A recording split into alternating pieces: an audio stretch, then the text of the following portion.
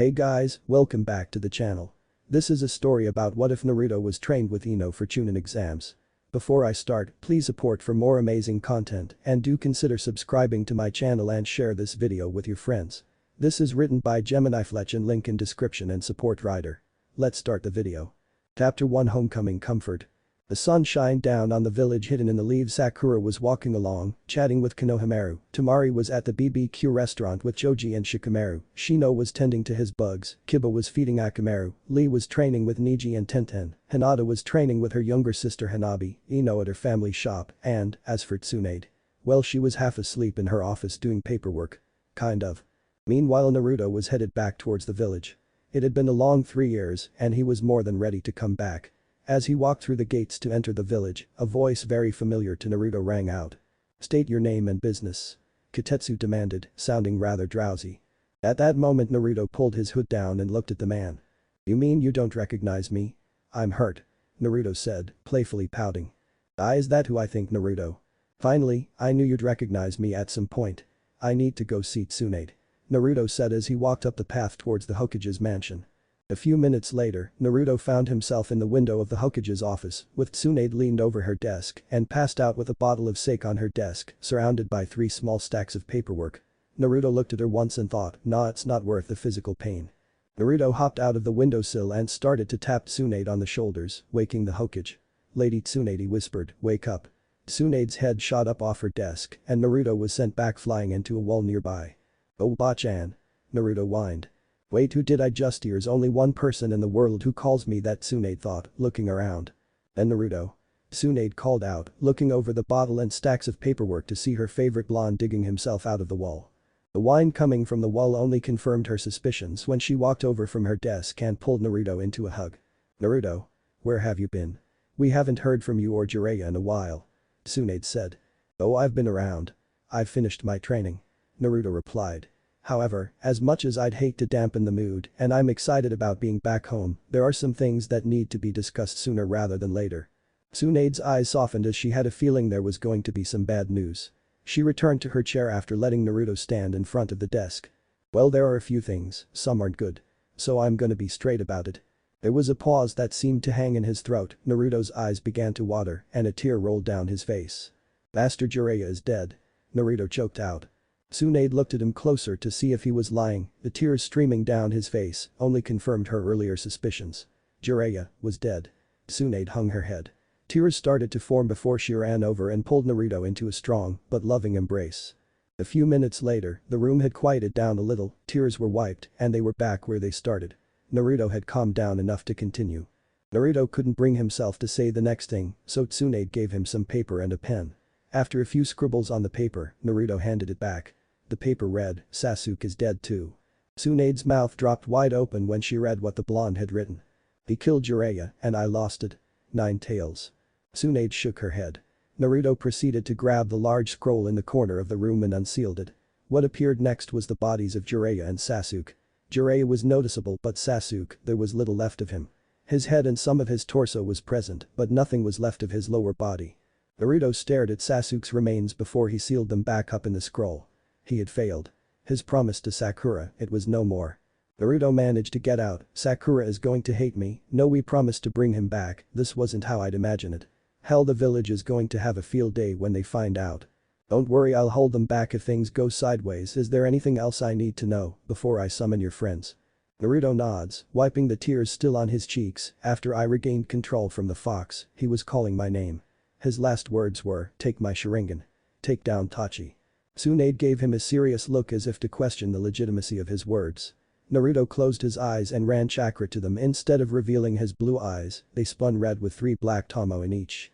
Tsunade blinked many times before nearly fainting. "Before you try to pass out here, there is one last thing. I've talked to the Kyuubi and he said with my new eyes he may need to adjust. Nothing bad though, he seems to think that he will be able to mutate the Sharingan into something better. The furball won't tell me what it is though, he says it's a surprise." He rambled on as his Sharingan spun back into the bright blue orbs from before. Tsunade couldn't control her shock now. Her head hit the desk just as Shizune walked in. "Lady Tsunade and Naruto. How did you?" Naruto pointed out the window. "Ah," was all she could get out before Naruto continued. "Shizune, I need you to go and summon my classmates and Kakashi. Don't tell them anything yet, just that the Hokage requests their presence immediately, Naruto said, putting away the scroll. Shizune runs out of the room and sends Samanbu to summon the class to Tsunade's office. A few minutes later, the door opens and Shizune opens the door. In stepped Shikamaru, Choji, Ino, Tenten, Niji, Hinata, Lee, Kiba, Akamaru, Kakashi, Temari, and Sakura.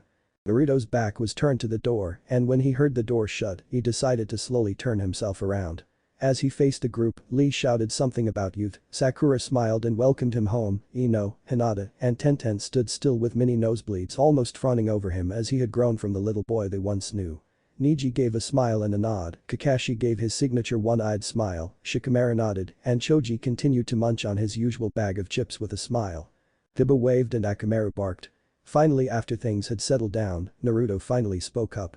Tsunade managed to pick her head up off of the desk as he started to speak. Guys, it's good to see you all, but I have a bit of news, some of it is bad, though so bear with me here. Just give me a second to secure the room. Naruto said calmly. He flashed through some hand signs and called out sealing jutsu. Privacy barrier. The barrier went up and Naruto was quick to grab the scroll from the other side of the room. What I am about to tell you doesn't leave this room or get told to anyone who is not a shinobi of the leaf. And now the explanations began about some of the new jutsu he had learned. However, at the end of the explanation Sakura pointed towards the scroll. Naruto knew this time would come. He looked at the ground for a moment before he started the hardest part of this meeting. First thing you all should know is that I am a human sacrifice, a Jinchuriki.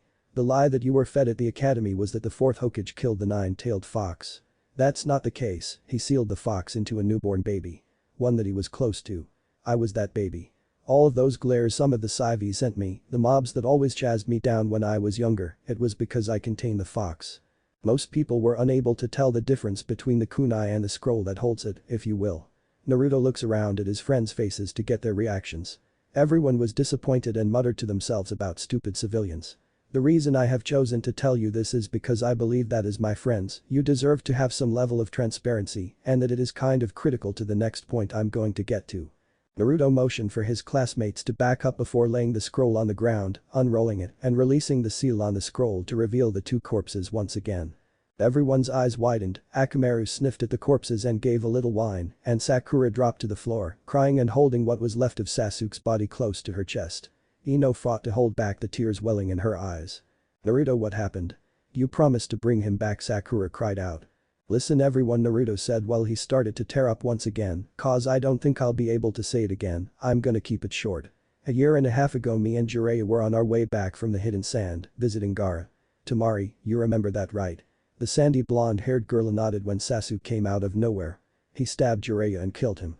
When I saw Jiraiya fall, I lost control of my emotions for obvious reasons, and the fox took over. Sasuke stood no chance. Naruto said, wiping the tears from his eyes. Sakura, I'm sorry, there was nothing that I could do, I had no control. Sakura ran out of the room. Furious tears streaming down her face. Everyone else got the hint that it was probably time to go and release the seal. Ino was the only one left besides Naruto and Tsunade. Ino walked over to Naruto who had his head down and crying and pulled him into a warm embrace. She understood what Naruto was going through, no words could be said to tell him that things would get better. Naruto. I'm sorry about everything. I wish I could have been there to help. No, Ino-chan, it's okay, I'm fine, it's just going to take time. Ino released the embrace, only to grab his hands and look into his eyes. Then Naruto-kun, it'll be alright, you need to cheer up a bit, why don't we go get some ramen? I know that usually brightens your day. Naruto nods. She was right, he needed to cheer up. A few minutes of silence and a bowl of ramen later, Ino was the first to speak up. You know, you didn't explain something we did, it take so long for you to come back. I know you learned some new jutsu, but for you it should take no more than 2 or 3 weeks to learn the techniques, right? Naruto had to think for a minute before answering. That is true, but if you remember, some of the important lessons were either spent in the hospital or were shafted by insolent instructors in the academy. Naruto explained. Wait, I knew that most of the instructors resented you, that I see. But why would you be in the hospital? Ino asked. Naruto sighed and paid for the ramen before turning to Ino. I'm going to tell you, but we are going to someplace a little more secluded, Naruto said. Ino had a questioned look on her face and was curious as to where they were going. A few minutes later, Ino figured out where they were. On top of the fourth Hokage's head. Naruto, why up here? This has always been my favorite place to go, it's calm, quiet, relaxing, and not many people know this is my spot. Naruto said, now I'm guessing you want to know why I would be in the hospital so much. Ino nods, signaling for Naruto to continue. At that signal, Naruto took off his jacket. The reason I was sent to the hospital is because of the villagers and some of the shinobi. Ino's eyes widened in shock. Why? Why would they send you to the hospital? What did they do to you? Naruto knew it would come to this. He took off his shirt and channeled some chakra through his body. Ino blushed furiously at the sight of Naruto shirtless, but quickly snapped out of it when scars upon scars began to show themselves on Naruto's chest, back and arms. Ino couldn't believe what she was seeing. She reached out to touch one of the scars on his chest. Before she made contact, she drew her hand back to her face and started crying. Why would they do this to you, Naruto? What did you do that was so bad to have this done to you? Ino cried. Remember those mobs I mentioned would chase me down when we were younger, from before we were ninja? A few of them were during the day, I got a few bumps and bruises from them. But the worst ones were at night, they chased me down with knives and broken bottles among other things. It was their way of trying to kill the fox, and up until just before the chunin exams, I knew nothing about the fox. I don't think that they will ever understand, they are too blinded by their own anger and pain. I was born the night of the attack and had the fox sealed inside of me by the fourth Hokage. Both my parents died that night. And the third Hokage was the one that found me in the exact same spot from where the fox vanished. Some of the villagers heard some shinobi whispering amongst themselves and started making assumptions, then rumors spread, almost everyone wanted me dead, so they hunted me. I was stabbed, scraped, beaten and raped. The last time the villagers had a hunt was the year before I graduated from the academy, and they knew once that year started, they couldn't touch me. So they all came at me at sunset, burned down my house. All I could do was run, but it did me no good. I always got backed into an alley, and I was stabbed more times than I could count. One even slashed at my throat. If an Anbu hadn't come along, then well, I wouldn't be here, Naruto says, showing his cut mark, then continues. And all I know about my parents is that I have my mother's last name. They refuse to tell me who my father is yet, though I'm sure I'll find out soon. Naruto finished. Ino pulled him into a long teary hug. She finally understood. She finally understood why Naruto was the way he was back then. He never knew his parents or had any other family to take care of him. The villagers hated him along with a select few shinobi and shop owners. That is the long version of why I was gone so long, but in basics, I was taught a lot of things that my parents never got to teach me, like how to cook and deal with household chores and discipline and whatnot. The sun started to set, leaving an orangish-purple sky over top of the village. Ino still had her arms wrapped around Naruto in a light, comforting embrace as the sun went down. Shortly after the sun had set, Naruto spoke up. I think we should both head home. I don't want your parents to kill either of us on my first night back, Naruto said with a chuckle. Ino smiled and nodded. Are you going to walk me home or should I take you back? Ino asked. Naruto responded not a second later. I don't think it would be very nice of me if I had you walk home by yourself, so I'm walking you back. Silence filled the air as they walked towards the Yamanaka residence. No words were spoken until they reached the gates outside Ino's home. Ino was going to go through the gates of her home when Naruto put his hand on her shoulder. Ino, before you go, I just wanted to thank you. For understanding me and for just being there so I could vent. Nonetheless, I still had a good time. Naruto said. Ino turns around and wraps him in a hug. Trying not to cry. You don't need to thank me. Honestly, it should be the other way around. Ino said. Naruto, I don't think I could ever make up for how I've acted towards you up until now. For whatever it's worth, I'm sorry for everything. Ino said. You opened my eyes and helped me understand. Naruto just scratched the back of his head with a light chuckle and said, you don't need to apologize, you didn't know all the details and you were just following the example. It's alright now. You understand and that's good enough for me. Naruto said. Now you should probably get in there. I'm not trying to deal with angry parents on my first day back. He says with a laugh. Okay, Ino says, looking down. Actually, Naruto, I was wondering if you wanted to go somewhere tomorrow night. I sure, Ino-chan, does 7 o'clock sound good? Perfect actually. I guess I'll see you then. Ino said. Without another word, Ino gave Naruto a quick kiss on the cheek and then walked into her home. She slumped down against the door blushing. Naruto stood outside the door, trying to comprehend what had just happened those last few minutes before heading home.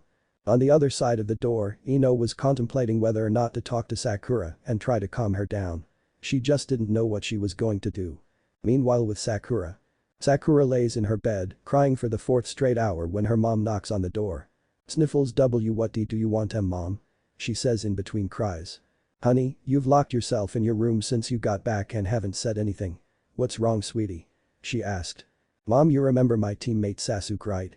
Yes, I'm well aware of who he is, now spill it. the mother said, rather annoyed. Sasuke-kun is dead. Sakura sobbed. And it's all because of Naruto. He promised to bring Sasuke back. Sakura, listen to me. Well, it wasn't how you expected, he did fulfill his promise to you. She said. Let me ask you a question, Sakura, why were you so hellbent on getting Sasuke back? Sakura didn't waste any time answering her mother's question. Because I loved him. He meant every. Sakura's mom gave her a slap across the face. Ultimately shutting the girl up before she continued.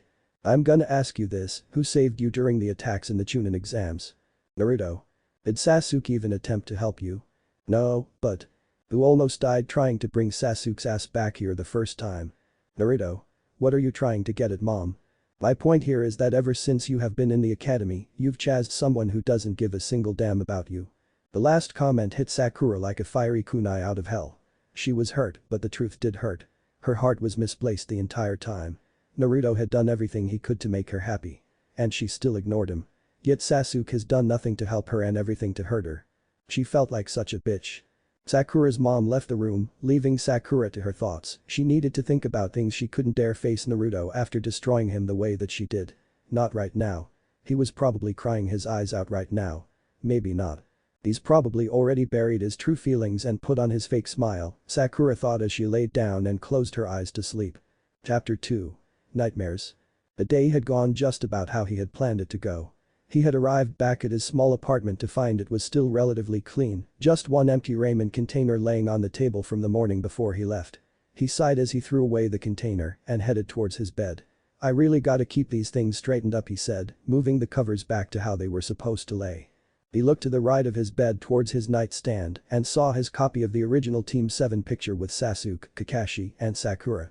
Grief and rage filled Naruto to the point that he grabbed the picture with tears in his eyes and threw it against the wall, shattering the glass and breaking the frame. A few minutes later, he wiped his tears and came down from his outburst, cleaned up the broken frame and its glass, throwing away the picture with it, keeping it face down. After that he went to bed and shut off his lamp. 3-ish hours later. Midnight. Darkest part of every day. And yet most people can still sleep after all the things they do. Naruto dream. Shouting and the sounds of metal whizzing by his body filled his dreams. He was being chased by the mobs that tormented his childhood, disgraceful shinobi and civilians alike, throwing Molotov cocktails, knives and kunai that would hit him every so often. He turned the corner to the Sarutobi compound, which was his only true safe haven, courtesy of the Hokage himself. But just as he ran through the gates, a spear pierced the right side of his chest. As he hit the ground, 3 clansmen rushed to his defense and shunshined him to the hospital after killing those that did him harm. The dream flipped as the ninja that carried him phased away. Naruto and Jiraiya were walking along. They were halfway to Konoha when they decided to camp out at and eat before going to bed for the evening. Yeah, sure, it took a day and a half to get him this far away from Suna, but with the pace they were going, it would be a week before they got back. Kami knows that Jiraiya loved doing his research. Naruto was surprised that he was still allowed in the elemental nations with all the peeping he did. When the two had finished eating, Jiraiya then told Naruto to set up camp while he went to the nearby town to do said research. At that moment, the journey back home took a tragic turn. All Naruto heard was the all too familiar sound of his friend turned traitor's Chidori, only to turn around to see Jiraiya collapse. Taking the Chidori to the heart. Rage and sadness blinded him, and the last thing he saw before it all ended was a horrified look on Sasuke's face. Then dream. Naruto's head shot open as he woke up in a cold sweat. This was one of many countless nightmares since that day. And he couldn't do anything about it. At least that he could think of. Seconds later, Naruto found himself in his mindscape, staring at the Kyuubi no Kitsune. What do you want? The fox growled. I don't have time for your human issues. I want to ask you something, and I need an answer. The fox growled even more. If it will get you out of my space, then fine. What do you need at this hour? The fox asked, lowering his head to the base of the gate. I know you can heal me physically, but what about mentally? Or is that out of your power? This is about that day that you almost let me free, isn't it? The fox sighed. Naruto nods, letting Kurama know that he can continue with his answer. If he even really had one. I will help you with this, as if I don't, you're probably not going to sleep ever. Which will affect your performance in combat, which may end up killing us both. So listen closely. Kurama went on. Here is what you need to do. Get back to sleep, and when you wake up again, go to your training grounds and meditate, and I will walk you through the rest. Naruto was going to interject, but the Kyuubi cut him off first. Get some sleep first. I'll contact you in a few hours so that we can continue. Hi, Naruto responds before he leaves the mindscape. Seconds later he lays back down to sleep. Meanwhile with Sakura. Sakura twists, tosses and turns in her bed. Dreams replay in the day that Sasuke left. Dream. Sasuke sat on the bench, waiting for Sakura. As she approached, Sasuke stood up and faced her. Something felt off to her, but she couldn't pinpoint what it was. The two were standing a few feet apart. Sakura was first to speak. Sasuke-kun, why did you call me here? I'm leaving. This village is helping me get nowhere. I'm no closer to killing my brother than I was when I graduated from the academy. He almost killed me a few weeks ago. I'm not strong enough to catch up him. Only Orochimaru can help me get stronger now. Sasuke. I'm sorry, I'm not staying here, don't bother trying to come after me. He said as delivered a blow to Sakura's neck, knocking her unconscious. He did however have the respect and decency to put Sakura on the bench he was sitting on before he disappeared for the very last time. Then dream. Sakura's eyes shot open as he dream had finished. It may not have been a nightmare, but I still hate that dream. The pincat thought to herself. She laid back down and let sleep capture herself. A few hours later at the training grounds with Naruto. Naruto had gotten up after getting some more sleep, gotten ready for the day, and headed to the training grounds where he was sitting in the lotus position for meditation. In the mindscape with the Kyuubi. Kurama, I'm here. Just like you instructed. Good. Now, I need you to continue meditating. When you see the visions of that day, I will instruct you on what to do next. The fox said. Naruto continued to meditate. Kurama noticed that Naruto's breathing hitched. In Naruto's mind, he saw himself being attacked by the fox as if he were in Sasuke's position during the attack. Naruto started to panic when Kurama spoke up. No, don't break the cycle yet. Watch through to the end. This is your road to acceptance. Don't fear what might have been. Accept what happened. While Kurama was explaining, Naruto's mind was wild as every view of that attack played through his mind. No matter how many times Naruto wanted to stop, he kept pushing through. He reached the end of the visions of the attack and he fell through what seemed like a wall. And at the end of that, an empty mind with whatever happy memories he had. Naruto stood up from his meditative position and looked at Kurama. Did it work? Close your eyes a few seconds, then tell me if you still see the visions. Naruto did as instructed and then responded with, I don't see any visions. Thank you. Hey kid, I'm going to let you know that you will still have nightmares on occasion, but hopefully they won't be as bad next time. Kurama said. Now go. Continue on your way. I believe you have an event in a few hours. Go get your life straightened back up. I would advise that you go and get some therapy. Kurama laid his head back down on the floor. Leave Mindscape. End chapter. Chapter 3. Catching up. Naruto had finished his training with Kurama and was putting on the finishing touches to his Rasen Shuriken when he looked up at the sky and realized what time it was. Shit, I'm going to be late. He thought to himself as he bolted for his small apartment. Once there he took a quick shower, got dressed and shunshined about a block away from Ino's house. As he walked up to the front door, he heard arguing coming from the other side and he thought to himself, oh hell, this is going to be fun. While Naruto is making his way through the village. Ino looked at the clock. Shit. She needed to get ready. She picked out her favorite black dress with little bits of glitter sprinkled throughout. She took a few minutes to curl her hair, turning her signature bangs into curly ones that laid in front of her left eye. She looked in the mirror after she put on a short pair of black wedges. To say she looked drop-dead gorgeous was an understatement.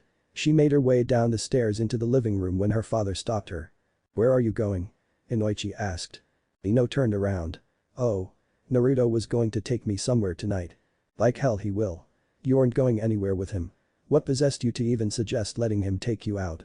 Inoichi questioned. Ino's mom walked in, hearing the back end of her family's conversation. Why are you yelling, Inoichi? Who's taking our daughter out? Dad, Ino tried to interrupt. The demon boy thinks he can take Ino out. Dad. He is not that demon. Naruto-kun is human just like us. Who do you think you're yelling at? Her parents yelled back. If you would listen to me so I can explain. Ino yelled. The room was quiet as Ino took a deep breath. Inoichi and his wife stood there, both giving looks that would kill. I'm going to keep it short because he'll be here soon to get me. Yesterday Naruto-kun returned, not that you would care anyways, but he called everyone from our class into Lady Tsunede's office. The first few minutes there were okay, he had gone over a little of what he went through in his training with Jiraiya and the successes of his trip. But then he decided to drop the bomb on us that Sasuke and Jiraiya-sama are dead. From what Naruto-kun told all of us, confirmed by the Hokage, Sasuke killed Jiraiya and then the Kyuubi took over until Sasuke died.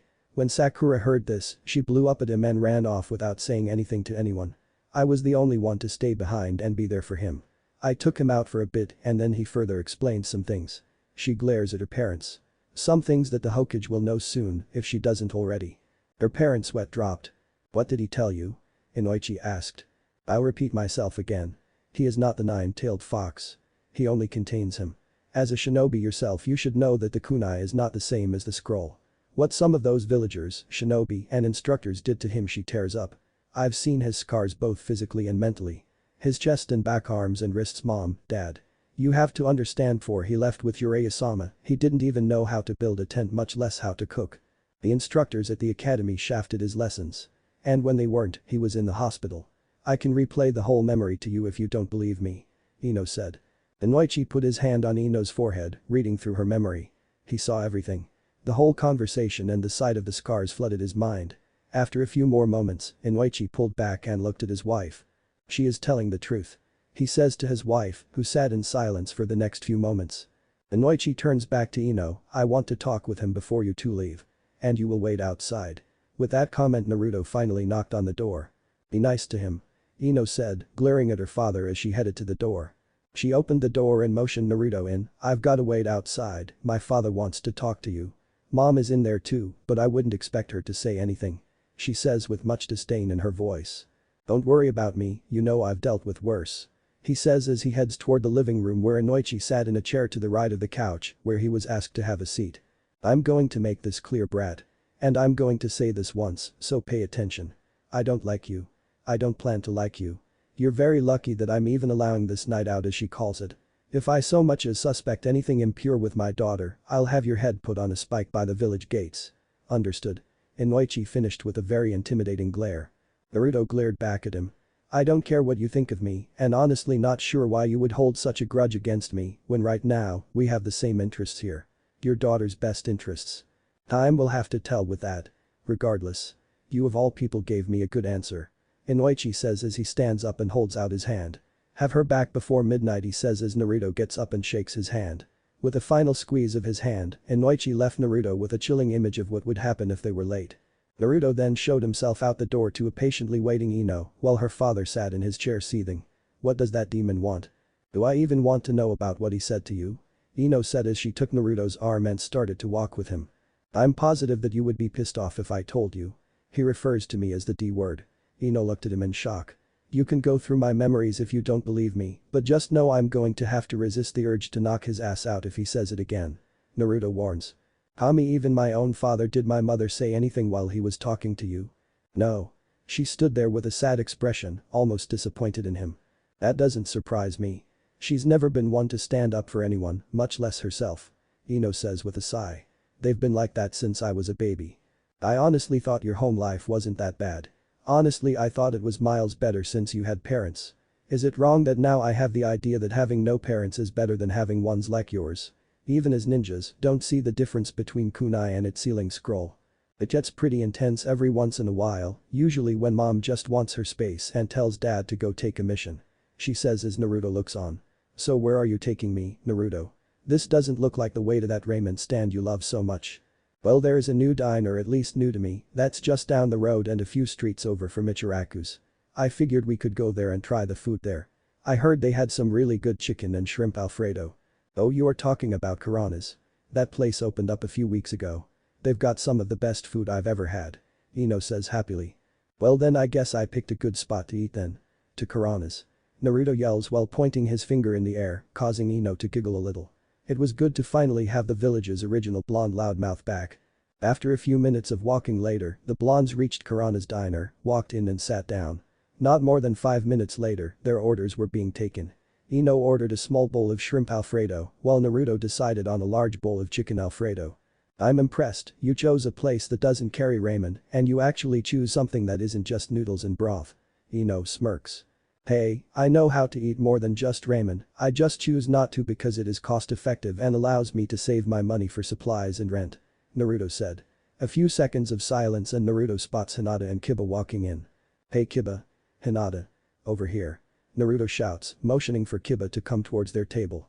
Kiba was first to speak after walking over to meet the blondes. Naruto. How have you been? He asked as he walked over with Hinata on his arm. I know it's only been a day or so since you came back, but we didn't really talk. I've been fine actually, I'm just here taking Ino out tonight. Naruto responded. You mean you actually got a date with Ino? How did you land this one? Kiba jokes. Ino spoke up saying, actually I asked him. Kiba and Hinata's mouths dropped. Kiba then playfully saluted, I salute you Naruto, the luckiest guy I know. Wow Naruto. I'm happy for you. It's good to see you again. Hinata said. Naruto spoke up after a moment of silence. Naruto's question was burning in the back of his mind. So he decided to ask. So Kiba, are you and Hinata? Oh yeah, I guess you didn't hear well. The answer to your question is yes, Hinata and I are together. Tonight is actually 8 months since we got together. Kiba explained as Hinata blushed. Ah. Well, congrats, I'll have to invite you out for a drink or two when we both get some free time. I wish you two the best. Naruto said, while Ino just smiled. A few seconds later the couple split and then Naruto and Ino's food came. Naruto devoured his bowl of Alfredo as Ino finished hers. Naruto left the money to pay the bill and a nice tip for the server. They left the diner and started walking around the shops. Naruto had taken the liberty of getting Ino a stuffed toad. Minutes later they wound up at a small field of wildflowers. Naruto sat down against a tree while Ino laid across Naruto's lap, looking up at the stars while holding her stuffed toad. Naruto had picked up a purple wildflower and tucked it into her hair. I don't think I've said it yet, but you look beautiful Ino-chan, Naruto said. Why thank you Naruto-kun. I don't get to hear that one very often, and even if I do, someone rarely means it, Ino replied while blushing.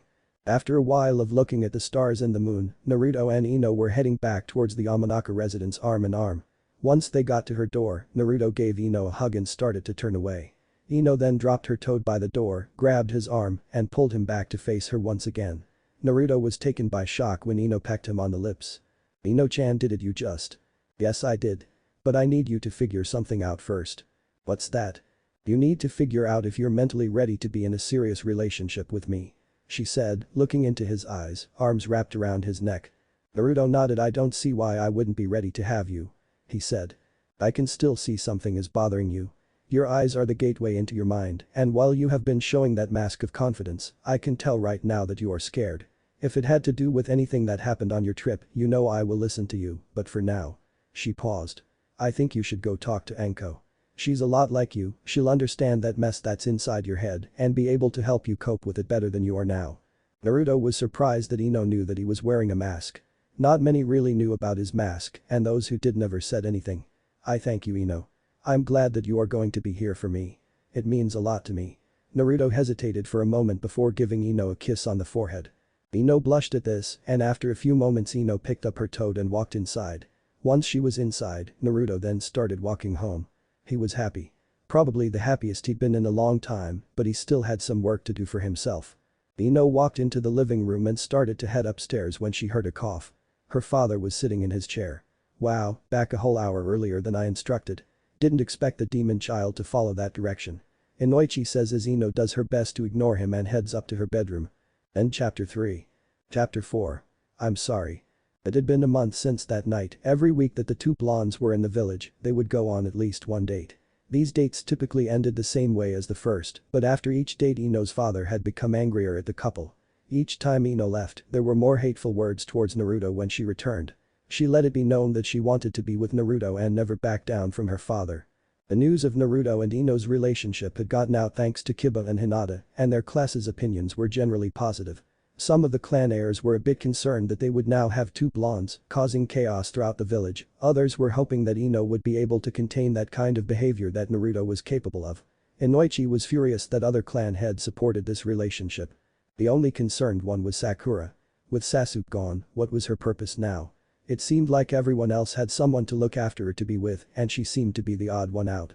Kiba had Hinata, Naruto had been hanging out with Ino, Shikamaru and Choji have been inseparable best friends since birth, and they might as well be brothers. Tenten has been trying and kind of failing to get Niji's attention. Lee is just Lee. Shino has practically locked himself away with his bugs. She thought to herself as she cringed. She spent her whole academy and genin life so far just trying to grab Sasuke's attention. She wanted to be able to heal him whenever he got hurt on missions, to be able to keep him safe. Now all she has is Naruto, and she broke his heart the last time she saw him. She sighs as she thinks back to the visit she got from Ino after she blew up at Naruto. Flashback, 3 weeks ago, Haruno residence. Sakura was in the kitchen doing the dishes, mind wandering to her blonde teammate when she heard a knock on her front door.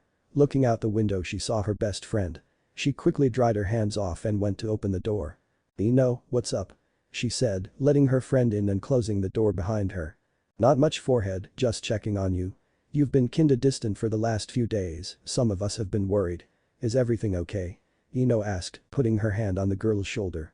Sakura let out a sigh, I'm fine. I've just been working longer hours at the hospital and keeping the house straightened up since my parents left for a beach vacation.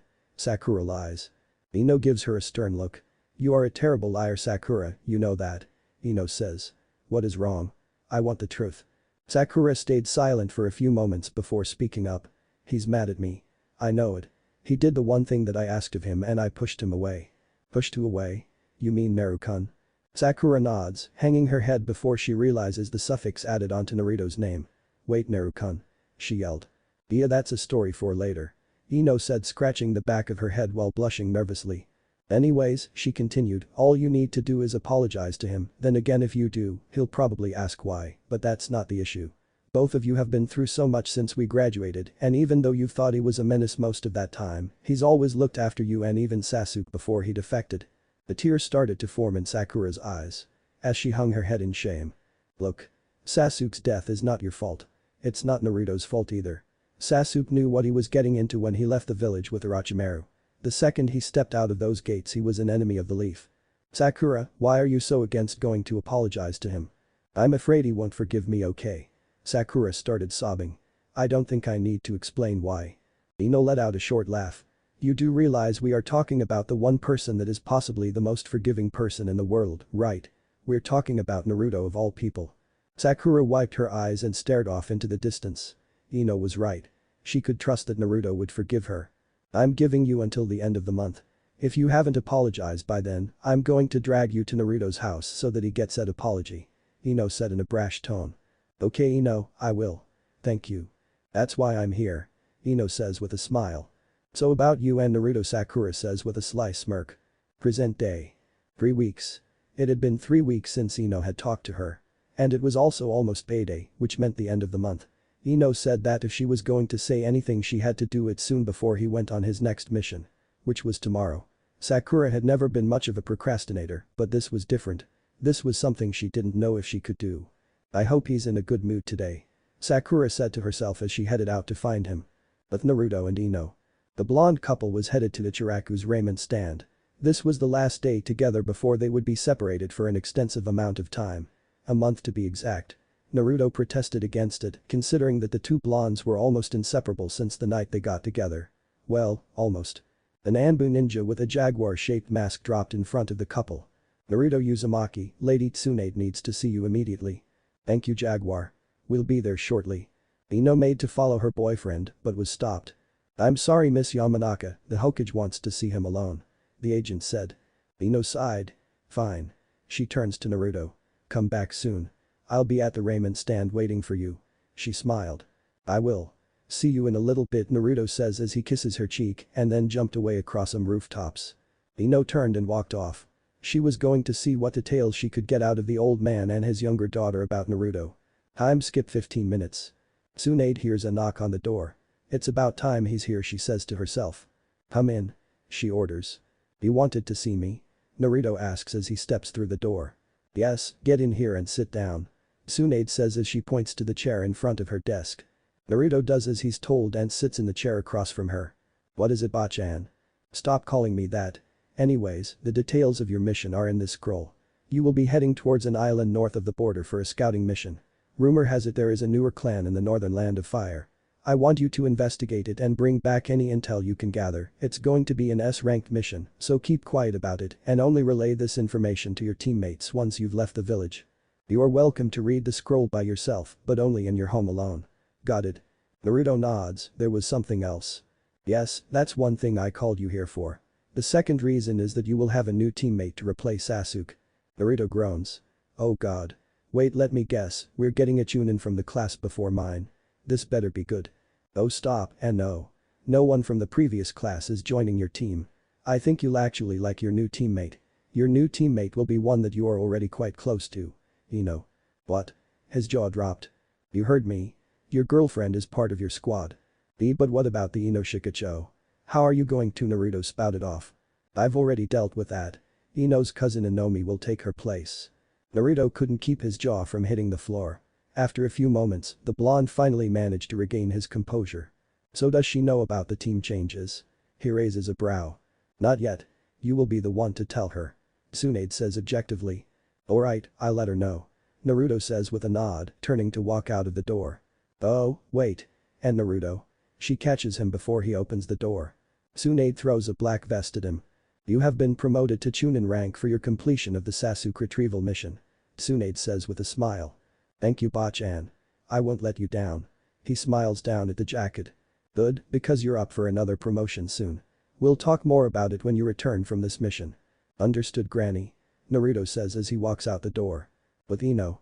Ino had managed to make it back home from the shop and was about to open the door to her house when she heard a voice call out her name. Ino. Ino turns around, trying to figure out who called her name. She looked through the crowd to find Sakura running up to her. Sakura. Hey what's up? Ino asked, putting her key down. I wanted Pant to see Pant if you knew where Naruto was. Sakura says, slightly out of breath. So of all the days you could have picked, you picked the last one before I came to drag you to him. Honestly Sakura, I would have never pegged you as the procrastinator type. Ino mused. Yeah, enough with the smartest remarks, what are we, 7 years old now? Never mind that, where is he? Sakura groaned. He's in Lady Tsunade's office right now. But he should be done soon. You might be able to meet up with him if you hurry. When Sakura heard this she wasted no time getting there. She hopped across roofs and at some point interrupted Kakashi's reading session while he was sitting outside of a comic store. He just looked at her and shook his head after she tripped over his foot, did a little roll and kept going until she reached the Hokage's tower. She waited by the main door outside for a few minutes, watching other ninja exit the building until finally it opened, revealing Naruto packing away his mission scroll in a seal on his arm and then zipping on his new vest. Sakura then called out to catch his attention. Naruto. Huh? Oh, Sakura. Hey what's up? He says, scratching the back of his head. There was an unsettling silence between the two and Naruto was first to break it. Sakura. Naruto see can we talk? Yeah sure. You're my teammate after all. What is it? I'm sorry. What? Naruto I said I'm sorry. For what? Naruto, the day you came back. I'm sure you remember it right? Sakura asked.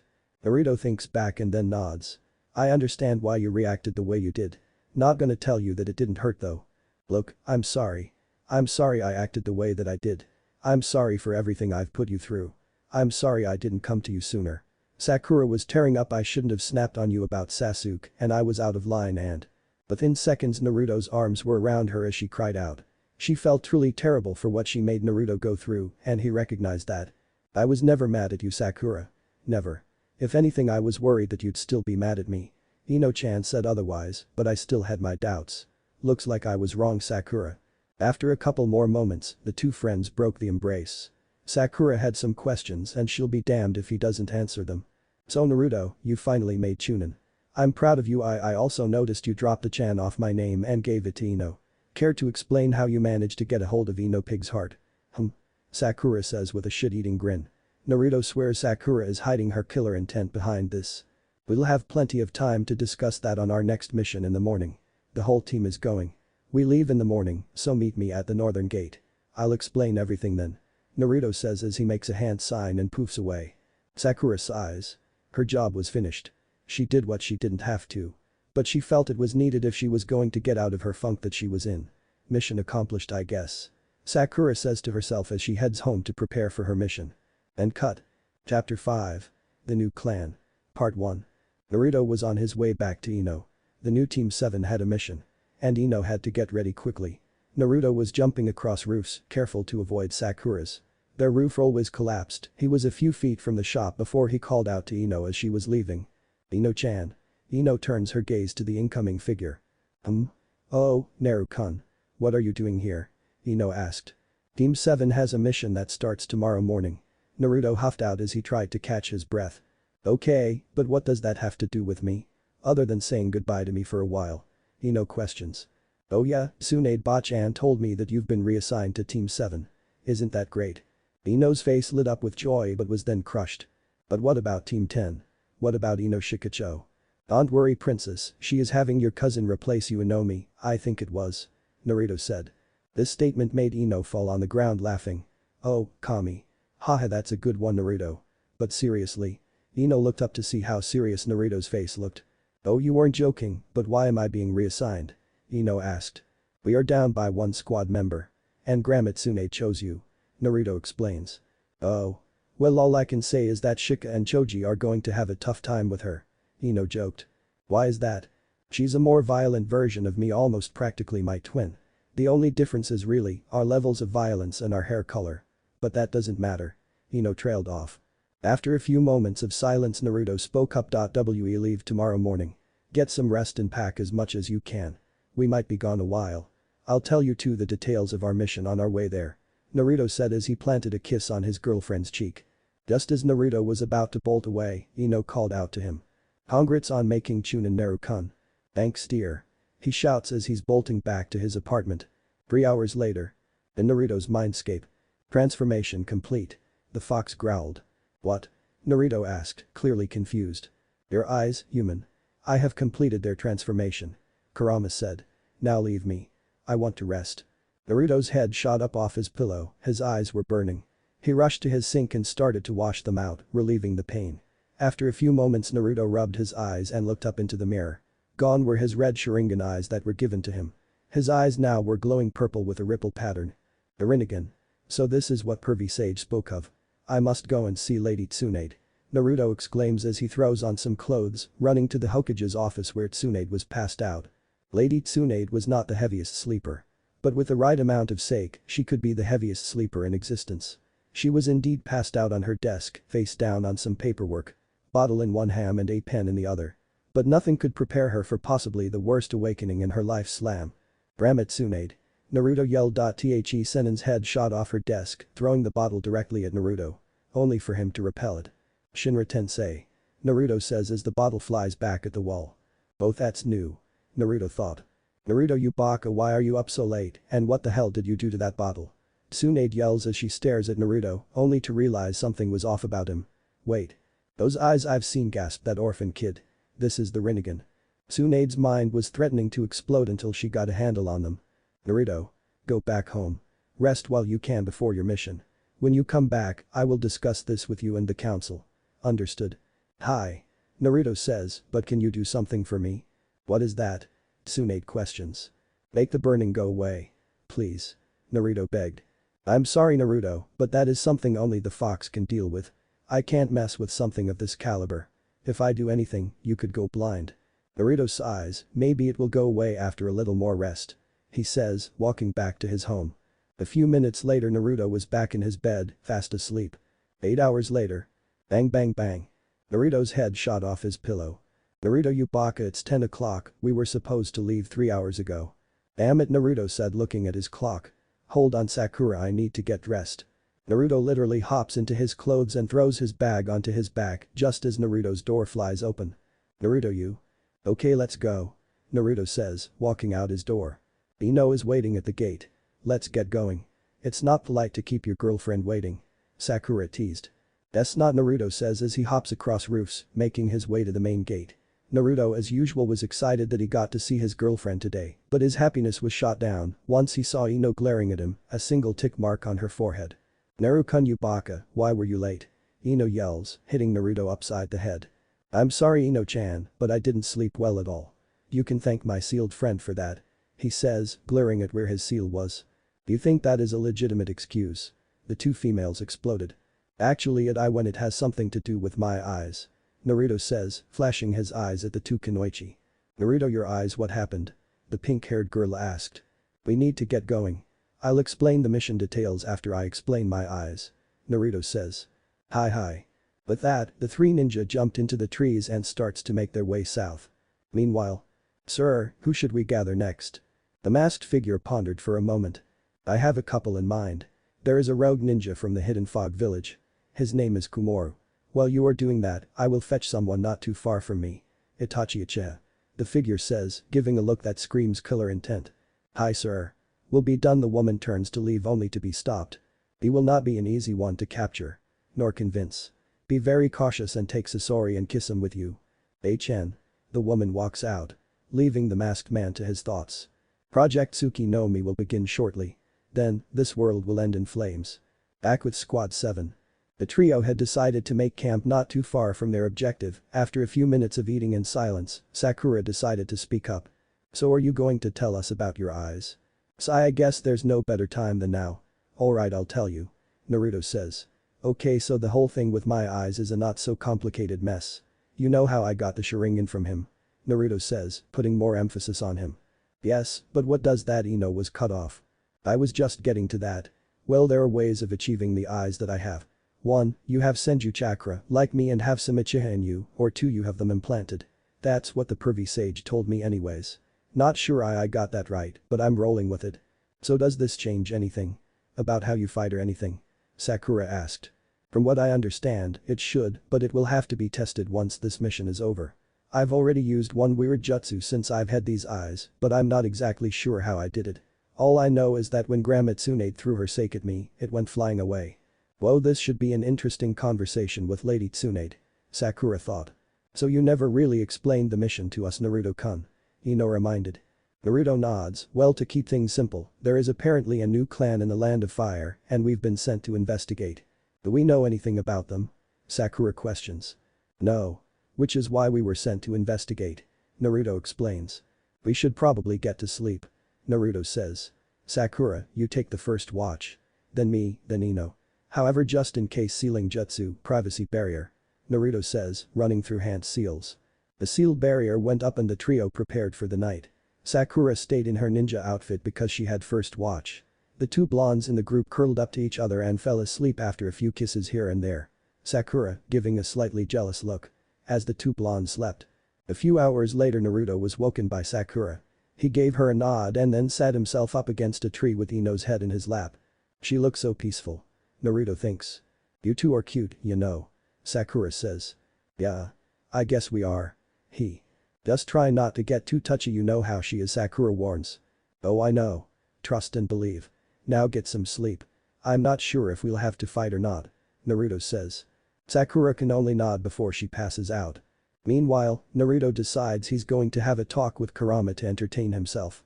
Mindscape. "Yo, Kurama." No response. "Kurama. Calm down, human. I want to ask you something." Kurama growls. "What do you want now? Why did you give me the Rinnegan? Wouldn't I have been fine with the Sharingan?" "I'm afraid it's far more complicated than that," a figure said, floating a few feet from the two. "Who's there?" Naruto calls out. "Don't worry, I bring you no harm. Though you should respect elders, I must say." "Who are you?" "I am the Rikoto Sennin. Or as your history books say, the Sage of Six Paths." Naruto's jaw dropped. The Sage of Six Paths was standing right in front of him. "Father? No. Impossible, I saw you die." The fox said, clearly not believing the man in front of him was his father. "You're correct, my son. I am dead. But right now I am merely just chakra." "So why did you come to me? I mean, what are you here?" Naruto asks. "I come with a warning." "A warning? What do you mean?" "There is a dark force coming. One that will cause chaos in this world. I cannot say much about it though. The main reason I am here is because of your Rinnegan.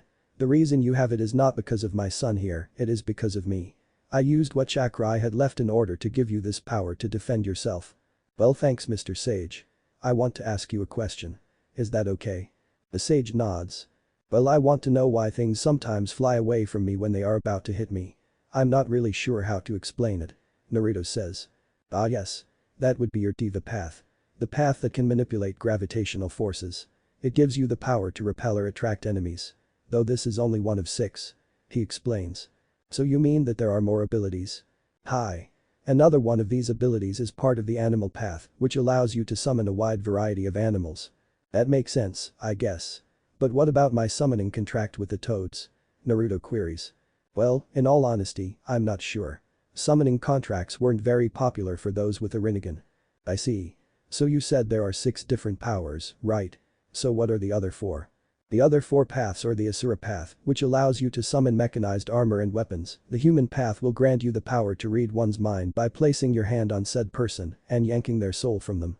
This will kill the person, but it will provide you with intelligence that said being had. The next path is well more defensive in nature. The next path is the Preta path. This allows you to absorb chakra in any form.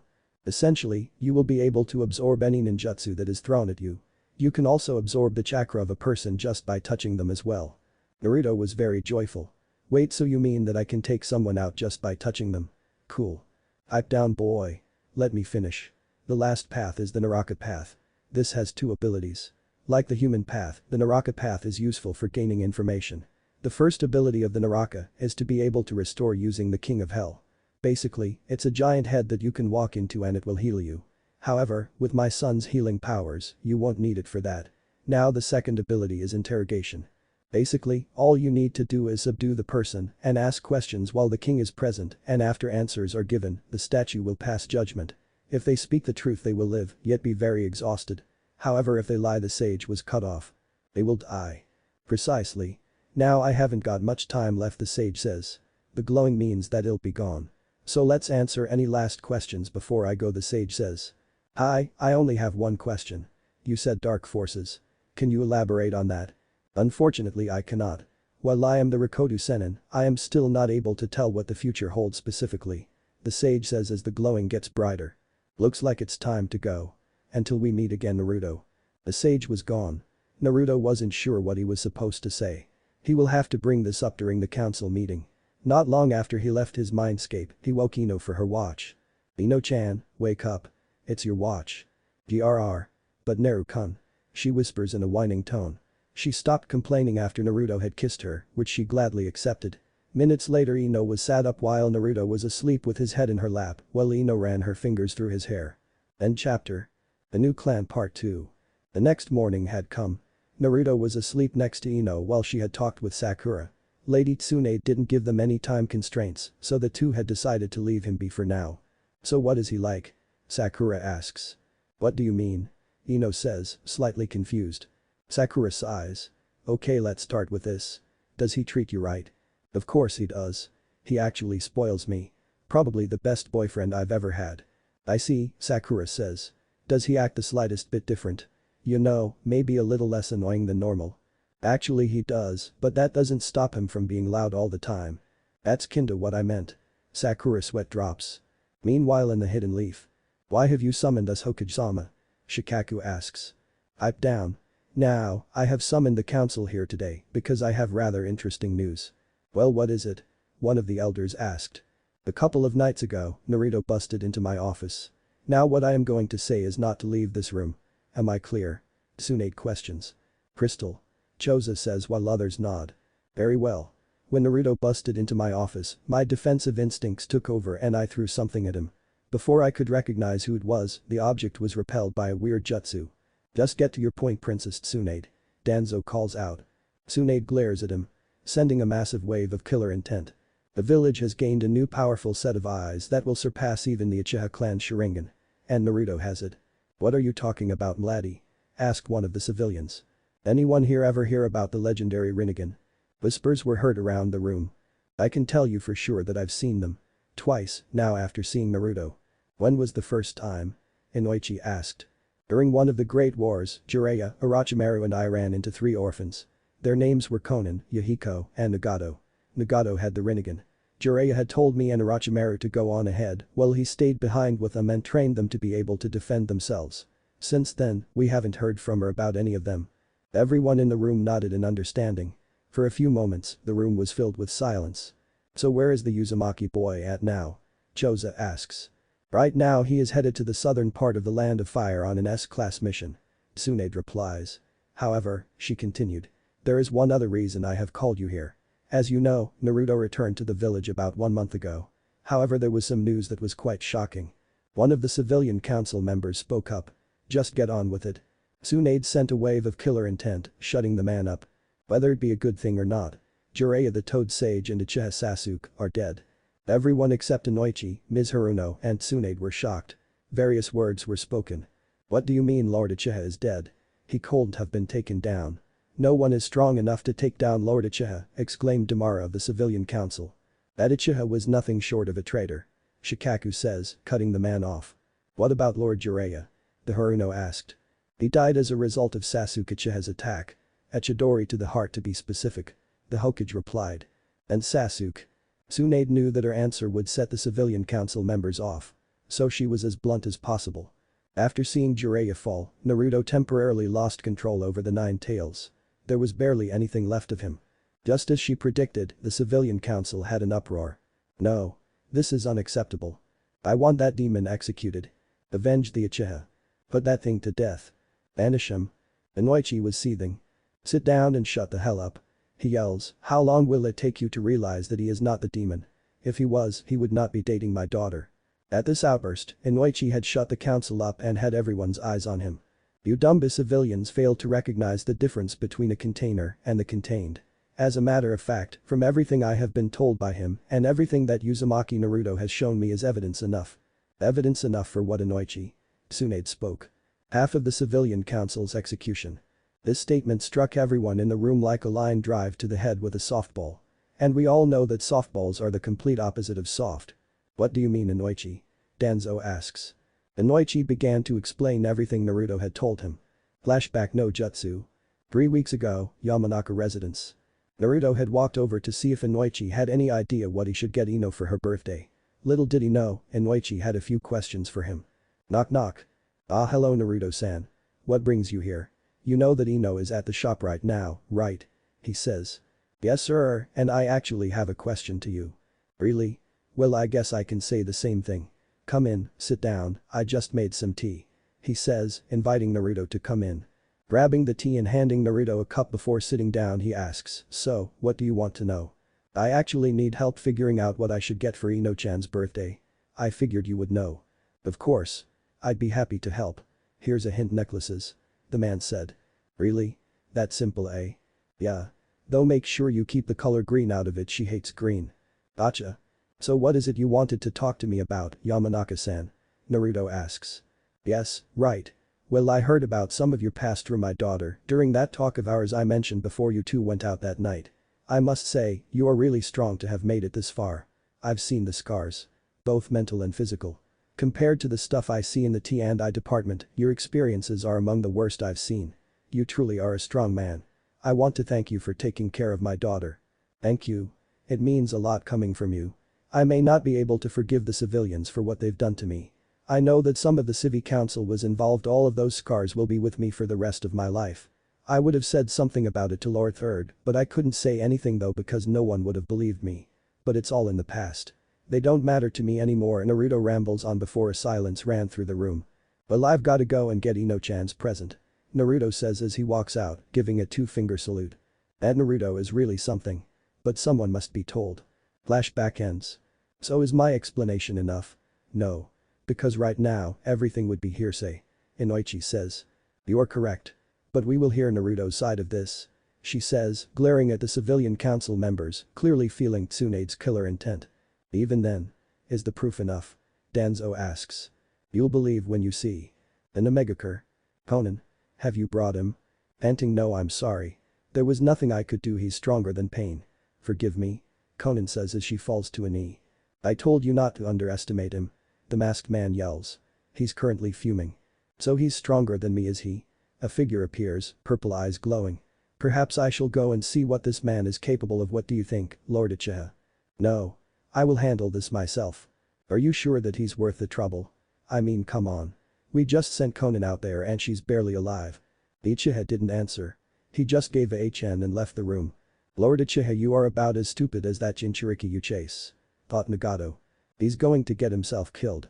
He failed to capture the One-Tails and thinks he can do things on his own. If he goes for his main target, he has no chance. Deidara says. Back with the Naranasaku squad. The next morning came and the trio had packed up their camp, taken down their privacy barrier, and continued on their hunt for the next 5 minutes before Naruto had sensed a chakra signature up ahead. Stop. Now. Naruto orders. Why? What, did you sense something?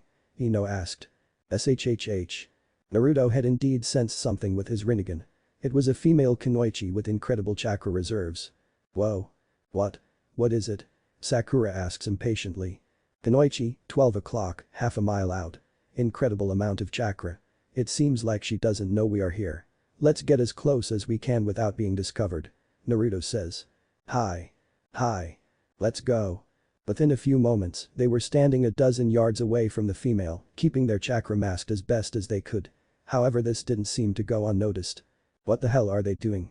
The Kunoichi asks herself. Oh well. Time to find out. She tells herself, throwing a kunai into the bushes where Naruto was hiding. You can stop trying to hide. Honestly, I've seen better hiding from academy students than you. All three of you come out now. She says. No response.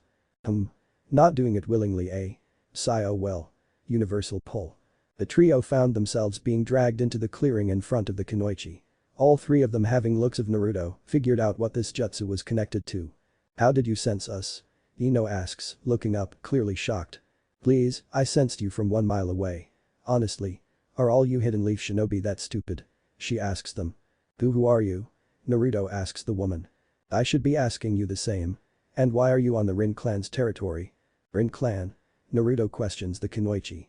This was the first full view of the woman he had gotten. She was clad in a black and purple outfit, much like Sakura's. She wore a headband with a symbol resembling the Rinnegan on it. Her hair was mid-back length and dark blue. Almost like that Itachi. Naruto, don't tell her anything. Sakura says, a look of worry in her eyes. After a few moments of silence, Naruto spoke up. We were sent here by the Hokage on a reconnaissance mission. We had received reports of a new clan or tribe being set up here. Naruto explains. Naruto Yubaka, I told you. Well, I'm sorry to disappoint you three, but your intel is only half right. This clan has existed since before the Third Great Ninja War. Now get up off the ground. You three are coming with me. What? You want to know more? You go through our leader first. The three had no choice.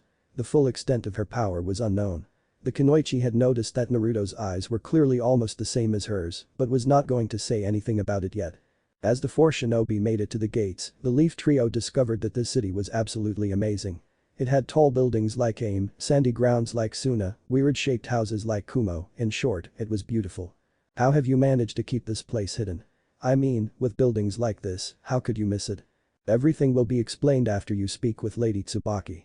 Now stop talking and stay silent until she asks you a question. The woman spat. Hi, the trio reply, following their guide closely as they were getting stares while walking through the city. Especially Naruto. Within a matter of minutes, the four of them were in a building similar to the Hokage's tower, standing in front of a woman at her desk. The woman couldn't be older than 30, and her eyes are what stuck out the most. The Rinnegan shone brightly.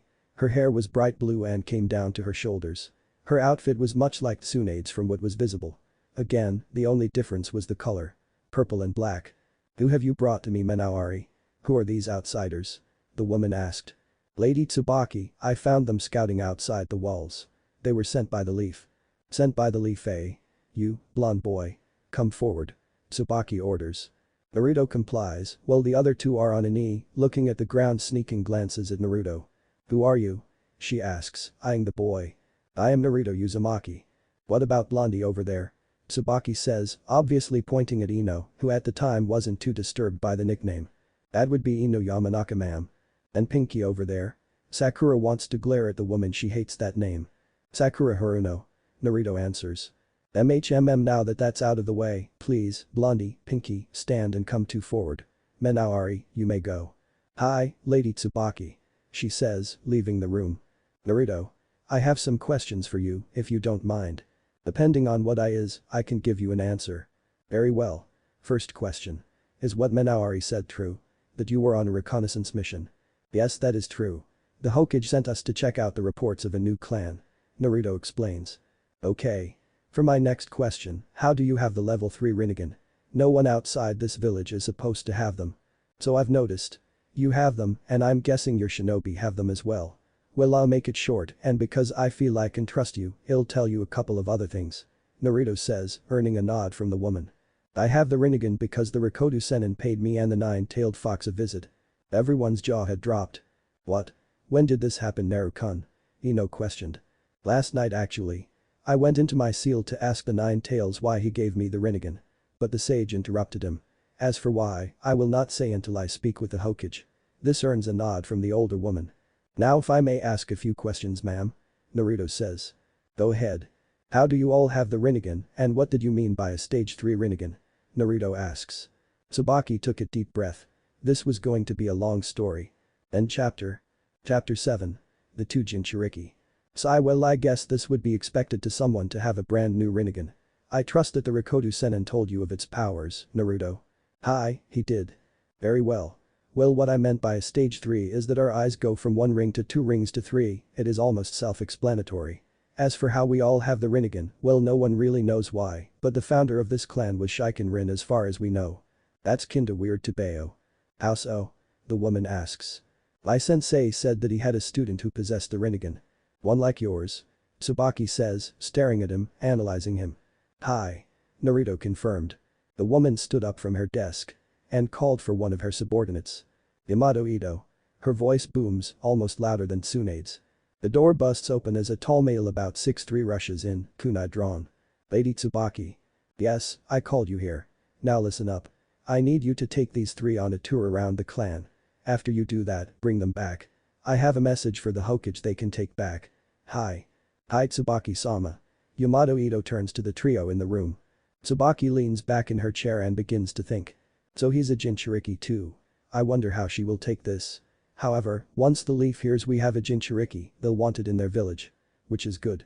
I can't risk these so-called Akatsuki together. We've stayed hidden this long. It is time to reveal ourselves to the world. But the tour. So your name is Yamato Ito? Right. Ino asks. Hi, and you guys are? Ino. Sakura. Naruto. Everyone replies with their respective names.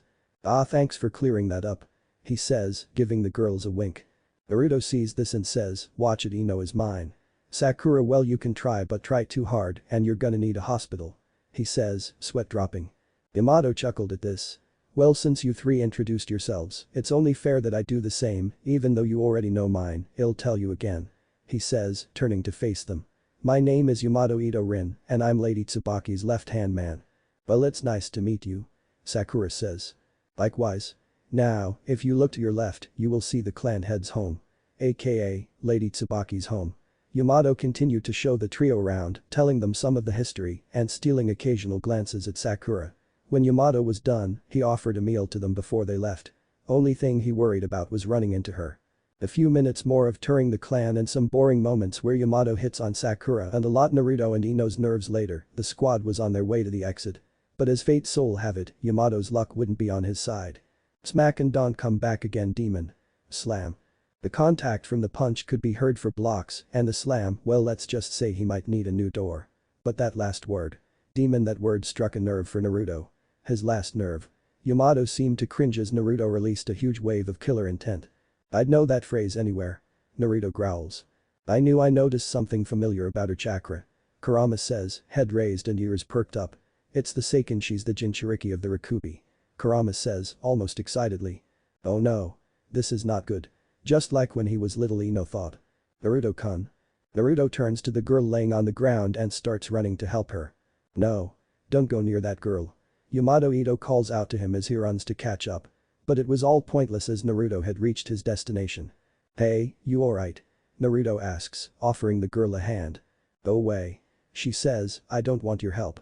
She says, getting up to go over to the wall and plop back down. Naruto, however, despite her words, had followed her.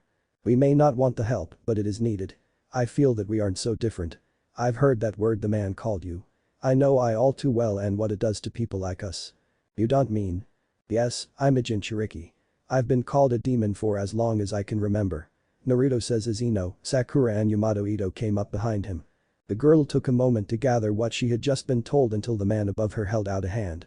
If Lady Tsubaki hears about this, I'm a dead man. The man thought to himself. But it was too late, Tsubaki had already known about the encounter as it happened. She appeared in front of the group. Yamato's eyes went wide. Yamato Ito Rin. My office now.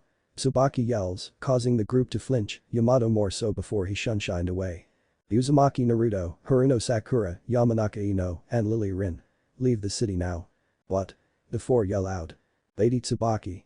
Why are you telling me to go? There a minute of silence before Tsubaki motioned for the four to come closer. Trust and believe, I'm not mad, despite how I sent Yamato away. But as Mr. Uzumaki here knows, the Akatsuki are coming for the tailed beasts and it's only a matter of time before they come here and discover us. She says in her most convincing tone. Naruto ran these thoughts through his head. Only, something didn't add up. Wait, so you mean that you actually planned this entire meeting out? You wanted us to take Lily-san in the first place? Naruto says, almost in a question tone. Yes, but I had to let another Jinchuriki find her before she made chunin. Plus knowing the Leaf, they would love to have another Jinchuriki. And as you can see, it worked out in the clan's favor. Tsubaki says. One question though, I already know the answer, but I want to hear it from you, leader-san. Ino says. And what would that be? Tsubaki asked. What makes you think she'll leave willingly? Ino questions the older female. She's right. This may be a horrible place, but it is still my home. Lily says, giving a pout. Why would you call this place home? After everything you've been through? And you can't tell me that you are not treated as bad as I saw. Naruto says. I've seen enough to know that you have been treated just as badly as I. You can't tell any of us about not having any scars. Because most of us Jinchuriki do. Except for the Shukaku Jinchuriki, he's a tough bastard, he finishes with a chuckle. Lily opens her mouth but nothing comes out. Naruto was right, but then again. But a few moments later his tone drops as he turns to Tsubaki. Why didn't you take her in? You knew how she is treated. The law passed by the Second Rin Clan Council says that we can't do anything about our Jinchuriki except to reseal it. Tsubaki states. But starting today, I'm nullifying that law and she is to leave with you. Also make sure to give that scroll to the Hokage, my ancestors will be happy to know their dreams are about to come true. Naruto nods and turns to Lily. I'll give you 90 minutes to pack up and say your goodbyes. No need. I don't have anyone left here. She says, looking down. Naruto puts his hand on her shoulder, don't worry, you won't be alone anymore. He says as he gives the clan leader a gaze. Is there anything else? No, just make sure she's kept safe. Hi, she will be. Naruto says as he turns to the rest of his team. Well, let's get going then. Tsunade Bachan is expecting us back soon. Let's go then. Sakura says as she kicks off and heads back towards the Leaf Village. Sakura led the way while Ino and Naruto hung back with Lily. Naruto couldn't tell, but something was off about Sakura. Something about her was a little off and Ino noticed it. A few hours later Naruto spoke up and announced that a break was in order. Well, more like stopping for the night, but you get the point. The group had set up camp and were now sitting around a fire. Sakura occasionally stealing a few glances at Naruto didn't go unnoticed by Ino. Around midnight, Sakura had woken Ino for her watch. Great, now I can figure out why she's been stealing looks at Naruto. Ino thought as she prepared to use her mind transfer jutsu. However, as she was getting ready to use it, her hand was grabbed. What the he? Why? The voice said. Have you not noticed how she's been looking at you this whole time? Ino asks. Yes, I'm fully aware of what Sakura has been doing, but that doesn't mean you should invade her privacy, I'll talk to her in the morning, okay? Naruto says, letting her hand go after a soft kiss. Okay, but let me know what's going on when you are done. Ino says. I will. Good night. I love you. She says, squeezing his hand as he lays down. I love you too, Ino-chan. The next morning. Naruto had watched as the sun came up. Today was the day they would arrive back at the village. Today was also the day that he had to speak to Sakura. He, well Ino, had to know why she'd been acting different. The more Naruto thought about it, the more he started to realize that she was acting a bit more like Hinata. His thoughts were interrupted when Sakura came up next to him. They stood there for a moment and Sakura broke the silence. Why did you want to talk to me? She asks. Why have you been stealing looks at me? Naruto asks ever so casually. What are you talking about? Sakura asks, trying to play it off. Don't play dumb, you know exactly what I'm talking about. Do you have something to tell me? Sakura looks down, well I guess it's now or not at all, but he's with Ino. Oh Kami, how do I tell him? Sakura gave a sigh before she responds, I like you. Well I knew that. No, Naruto-kun, I mean more than just a friendly like, I mean. Sakura gets cut off. You love me, don't you? This whole time? Naruto inquires. Yes, that day that you came back my mother helped me realize that I was blindly chasing Sasuke and completely leaving you out of the equation. She helped me realize that you had done everything I ever asked, even saved me a few times, while Sasuke didn't give a single damn. Sakura says. Meanwhile in the Hidden Leaf. Lady Tsunade, the elders would like to speak with you. It seemed urgent. Shizune says as she walks through the door. What now? Wasn't yesterday enough? She says, slamming a fist on her desk. Send them in. The two elders walked in as if on cue. Lady Tsunade. We have a matter we need to discuss with you. In regards to the Nine Tails Jinchuriki. What about him? The Cage asked. You said that he possesses the Rinnegan. If this is true, we will need more. The elder says. And we will. So what point are you trying to make? Tsunade asks. We want the boy to be in the Craw. With some restrictions of course. Kaharu spoke. Why would I agree to enforce that act on him? And what restrictions? Normally we would choose who he marries, but we are feeling rather generous. Danzo says, stepping into the room. So let me guess, he can pick who he marries. She guesses. Precisely. How many wives? Tsunade says calmly, trying not to lose her temper. At least 3. Danzo says. Also, I would like to add that all three will be placed under Anbu security. For obvious reasons. I see. When Naruto comes back, I'll summon the council 1 so you can hear his side of the story, which was already planned for. 2, he can be told about the Kra, and 3, so we can reveal his heritage. Tsunade says. No, we will not do that. We cannot reveal his heritage. The elders yelled out. Well, guess what, if you want him in the Kra, then he will learn who his father and mother were. Tsunade says, filling the room with a ton of killing intent. The elders looked amongst themselves before nodding back at Tsunade. If that is all, then you are dismissed. Except for you. Danzo. She says almost hissing. The other 2 elders walked out while Danzo stood at the desk. Tsunade wanted to know what Danzo was planning and she was going to find out. End chapter 7. Chapter 8. Returning home. Why did you want to speak with me, Tsunade? You know I'm still quite busy. Tsunade's eyes narrowed at the man. Do not lie to me. I know you have something planned and you can't say you don't. Whatever it is, I'll find out. I doubt that. Hokage-sama. He says, fading away from view via Shunshin. Whatever it is, I will find out. And if it goes against the will, I'll kill them myself, the Hokage rants to herself. Back with Naruto and Sakura. I just thought you should know. I know that I may have no chance, but at least I got to tell you. Sakura says, standing up and walking away. Naruto had stayed there for another few minutes before Ino came back over. She didn't have time to sit down before he said, she confessed. Ino's eyes widened as she stared into his while she tried to sit down. So that's why he nods at her. Her mother gave her quite the whack you call while we were up on the monument the night I came back, her mother. Knocked some sense into her. Yeah, that. But she realizes that now, she has no chance. There was silence for a minute before Ino stands up and says, we need to get going, I got a message from Lady Tsunade telling us to hurry up, there is something important needing to be dealt with back home. Naruto raised his brow, but didn't question it. So he stood up and headed back to camp with Ino to start packing things up. Sakura, Lily, start pa. Ino's voice died in her throat as she walked into the camp to find the 2 were laying on the ground, a lone figure standing above them. Uchiha Itachi. Naruto cuts in. You son of a bitch. He screams. They aren't dead. Just Jinjutsu. I wish to speak to you, Naruto. He says, taking a step forward. His Mangekyo Sharingan spinning. Tsukiyomi. Instantly, the 3 were transported into the dark red world, tied to cross-like posts. I don't wish to harm you, Naruto, nor do I wish to harm your girlfriend, so stop struggling to get out. I want to thank you. Itachi says. Thank me? For what? He asks, slightly confused. Ino had the same look. For saving my brother. He was headed down a very dark path. Now I'm going to tell you a story. You know what happened all those years ago, involving my clan. Now, sit. He says, releasing the duo and sitting down in front of them. Tell me what you both know. Then I'll fill in the blanks. Itachi says.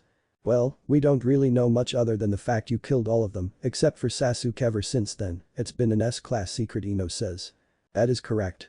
But allow me to tell you the whole story. Itachi says, lighting a black flame in his hand. Flashback no jutsu. In the Konoha council chambers.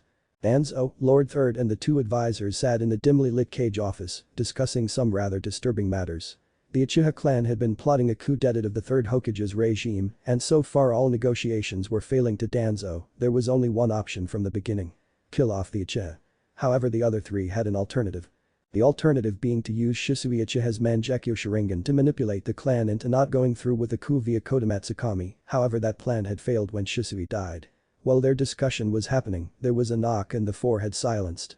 Enter. Hiruzen said. The door slides open to reveal an Anbu shinobi.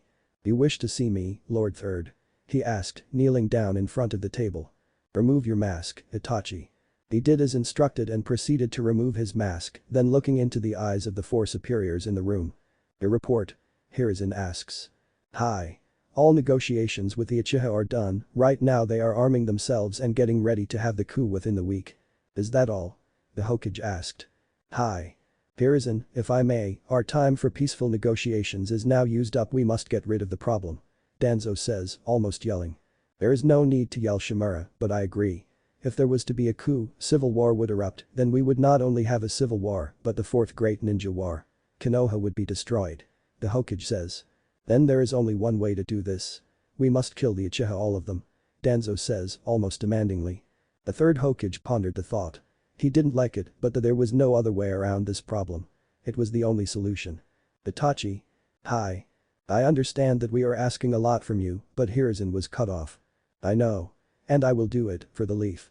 Everything I've done is for the best. Itachi says, eyes morphing into the Mangekyo Sharingan. However, I have a favor to ask. Yes. What is it? Homura asks. I must ask to spare my brother, Sasuke. Itachi says. The elders look amongst each other and no one held any objections. They would need at least one loyal Uchiha. After getting a nod from the four, Itachi stands up and prepares to leave. However, before he walks out he tells the elders, cut all Anbu patrols from that sector for tonight. This nonsense ends tonight. He earns a nod before closing the door behind him. Insert the massacre here. Flashback no jutsu, release. Wait, so you mean that you didn't have a choice but to kill your entire clan? Ino shrieked. That is correct. Now, unfortunately I cannot answer any more questions. I must be leaving, but first Tsukiyomi, Kai. Itachi says, releasing the Jinjutsu. Heed my warning Uzumaki. The Akatsuki will not stop. They are weak right now, but they can still capture you, Itachi warns as he leaves in a flock of crows. Not 5 minutes had passed from that moment when Sakura and Lily had woken up from the Jinjutsu. Sakura seemed more affected by it than anyone. As she woke up she yelled out Naruto, almost making Ino go deaf before calming down. Meanwhile Naruto was busy waking Lily up. She was a little more calm waking up compared to Sakura. Who was that guy? I've never seen him before. Lily asks. His name is Itachi Uchiha. He was responsible for the massacre of the Uchiha clan. Sakura says. There was a silence before Naruto spoke up. He used to have a little brother Sasuke chased after Itachi for so long trying to get revenge, and the bastard never got it. The group packed up their things in silence and headed back to the village. It didn't take long for them to get back, mainly because Naruto had been double timing it since they spoke with Itachi. As soon as the door to the Hokage's office opened, the group was met by the surrounding of Anbu at the sight of the new visitor. Calmly Naruto called them off telling them that the girl was no threat, with Tsunade giving them the nod to back off. However, if some things were not explained, massacre Naruto would be the biggest threat. Tsunade was the first to open her mouth after the Anbu incident moments ago. I think this should be an interesting report. It is, but for now the Anbu should leave. There are a few things I need to say. Naruto says. Very well. Anbu. Leave. Now, Naruto, your report. Hi. We traveled to the southern coast of the Land of Fire and we can confirm that there is a NEW-ish clan. Unfortunately we were caught. No one was hurt and we were brought into their village, which may I say, is beautiful and diverse as ever. We met with their leader and she explained some of the history, but what makes this village amazing is that they all have the Rinnegan. The ninja we have brought back is from the village and her name is Lily Rin. She is also the Six Tails Jinchuriki. Tsunade had to hold back a gasp but instead gave a slight smile, turning to the girl. Welcome to the Hidden Leaf. I hope you enjoy your time here. Tsunade says. Sakura steps up. You say that like she's only visiting. She tells Tsunade. What are you talking about? She is only visiting. She turns to Naruto, right? No, I am not. My village sent me here for my own safety. Not only because of the Akatsuki, but because of my village's council, Lily explains. Their council? Lily then turns to Naruto. The scroll that Naruto has will explain everything, plus, a favor my clan asks of you. Naruto then takes the scroll out of his pouch and hands it to the Hokage. I will read this as soon as possible. If there's anything more that I should know, now is the time to speak up. There is nothing more to speak of, Mlady. For once Naruto he didn't miss a detail, Sakura says, earning a look glare from both Ino and Tsunade. Alright then. If that is all, then all of you are dismissed. Naruto, when the council is ready, I'll have you summoned. As for you Lily, was it? You'll be living with Naruto until I can get you a separate bunk. The Hokage says, earning a nod from the two Jinchuriki. As the four ninja walked out of the room, Naruto untied his headband and then retied it around his right arm. After walking out of the tower, Sakura split off and headed home. With a sigh, Naruto was the first to speak after getting halfway to his house. I really wish Sakura kept her mouth shut, I really do. Don't get me wrong, I still like her, but grrr, Naruto says with a small growl. When Naruto finished dropping off Ino, he led Lily over to his apartment. On the way there, Lily took notice of the scenery change. She noticed it changed from the better parts of village to the lower slums, but she didn't wish to judge anything yet. When they reached his apartment, the two found themselves walking in to see a certain one-eyed sensei looking at a picture of Naruto with Ino. Kakashi sensei. What are you doing here? The blonde asks. I'm here to warn you about something. I'm not supposed to tell you this, but the council isn't too happy about what happened to Sasuke. I didn't think they would be. Lem guess, they want my head on a platter with nuts. Basically. Tsunade had obviously gone off on them once they said demon, at the very least, they want you banished from the village. Kakashi replies. But given the new development, I doubt it will happen. Kashi says, hinting at the fact that he now has Rinnegan. Suddenly there was a knock on the door. Anbu. Naruto answers the door. Uzumaki-san, your presence is requested in the council chambers. The Anbu says. Tell them I'll be there in 10. I need to finish something. Naruto responds. And with that, the Anbu vanished. So now comes the time where I leave you. Good luck. Kakashi says, also vanishing. Time to go deal with the council, he says with a sigh. Meanwhile in AIM. Where do you think he's at right now? Deidara asks. I don't know, but without our 10th member, we can't really move forward. Conan says. Just then a swirl appeared and a man came out. We will move forward as planned. The figure said. You found our 10th member? Pain asks. Yes, and he will be leading the Akatsuki now. The room was immediately flooded with Kai coming off of Pain. Gasps were heard from the other members. What do you mean leading the Akatsuki? Me, Yahiko and Conan were the ones who had started this group, not some random S-rank criminal you picked up on the street. Then there was silence. No one in the room said anything. The other members of the Akatsuki feigned having little emotion, but inside, they were ready to rip this man to shreds. Leave AIM and never come back. We don't need you here any longer for our plans. Now, Nagato. Remember what I have against you. The masked figure says, fading out of the room. Black screen. Trial by fire. In the council room. Naruto Uzumaki, please come in. Tsunade says. Seconds later the door opens and Naruto is met with the glares of the civilian council. Typical, he thought as he glared back. Maybe this will be over relatively quickly. Do you know the reason you have been summoned? Tsunade asks him. He slowly shakes his head no, then proceeds to speak. I do not know the reason for the meeting, but judging by the glares of the civvies, it's obviously not good. Naruto says, looking behind him. Well, I'm here to let you know what this meeting is for and to keep things orderly. Now what I want you to do is explain the final events of your trip with Jiraiya and what happened to the Uchiha. Naruto took a moment to compose himself before he spoke. It's quite simple, so don't expect any elaborate explanation. Me and Jiraiya were just outside the border of the Land of Fire. As we were walking I had heard Sasuke's Chidori, but by the time I heard it, it was too late and Jiraiya was dead. When I saw him, the Nine Tails took over. When I came to, he was dying and told me to take these. He says, flashing his Sharingan. Gasps were heard from the civilian council, as none of this was old news, however to the clan heads, this was old news. Silence fell over the room as the civilians processed everything they just heard and seen. One council member spoke up. He just told us what we already know. Plus he doesn't even look sorry about killing Sauce. You want me to apologize for something I had no control over? Seriously, you are the densest humans I've ever met. Naruto-san, please calm down. Miyuki Haruno says, looking a bit uneasy. Naruto looks at the ground, clenching his fists, he opens his mouth to speak, but before he could one of the council members rang out. Go ahead demon, show us your true colors. No hesitation was taken, and no one could react to what Naruto was going to do next. Ansho Tenin.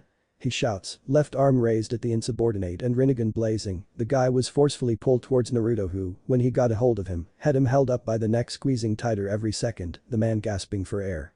Attacking a council member is an act of treason, Uzumaki. Danzo warns. Naruto turns around to face the bandaged old hag. While that is true, he is not out of line. Do you forget that the third's law is still in effect? Inoichi says to the council member. Of course not, I'm merely stating that the consequences of his actions are quite severe. Danzo, glaring between the Uzumaki and the Yamanaka. Enough. Naruto Uzumaki, release the civilian at once. Tsunade shouts. Naruto does as he is told and releases the civvy. He deactivates his Rinnegan and looks back at the Hokage. Now that everything is explained, is there anything else you need me here for? He says. Gritting his teeth. Yes, actually there is. I let Danzo explain this though, since he proposed this idea. Tsunade says. Naruto looks at Danzo, annoyance clearly shown on his face. So tell me Danzo, what is this idea of yours? Uzumaki-san, the council and Hokage have come to the decision to enact the Clan Restoration Act on you in order to make sure that the Uzumaki clan prevails. Basically what this does is allows you to have multiple spouses. In your case, at least 3 or 4 wives. We want to be sure that the Rinnegan also exists in Konoha and more than 2 people. He explains. Now before you shut down entirely, we also agreed to let you know the identities of your parents. But only if you accept the proposal. Naruto's eyes widened at the proposal. He was being forced to have a family. He'd always wanted a family. But with 3 different people. How does that even work? On top of that, he would finally know who his parents were. Thought about this for a couple minutes before nodding. Not even Ino-chan knows this, but I've always wanted a family. living my whole life without one. And my parents, I never knew them. I've wanted to know who they are for so long. I'll accept the proposal, but only on the condition that no one is forced into this, other than me." The elders nodded at him after a look between them showed agreement. "Very well. Tsunade-sama, tell him."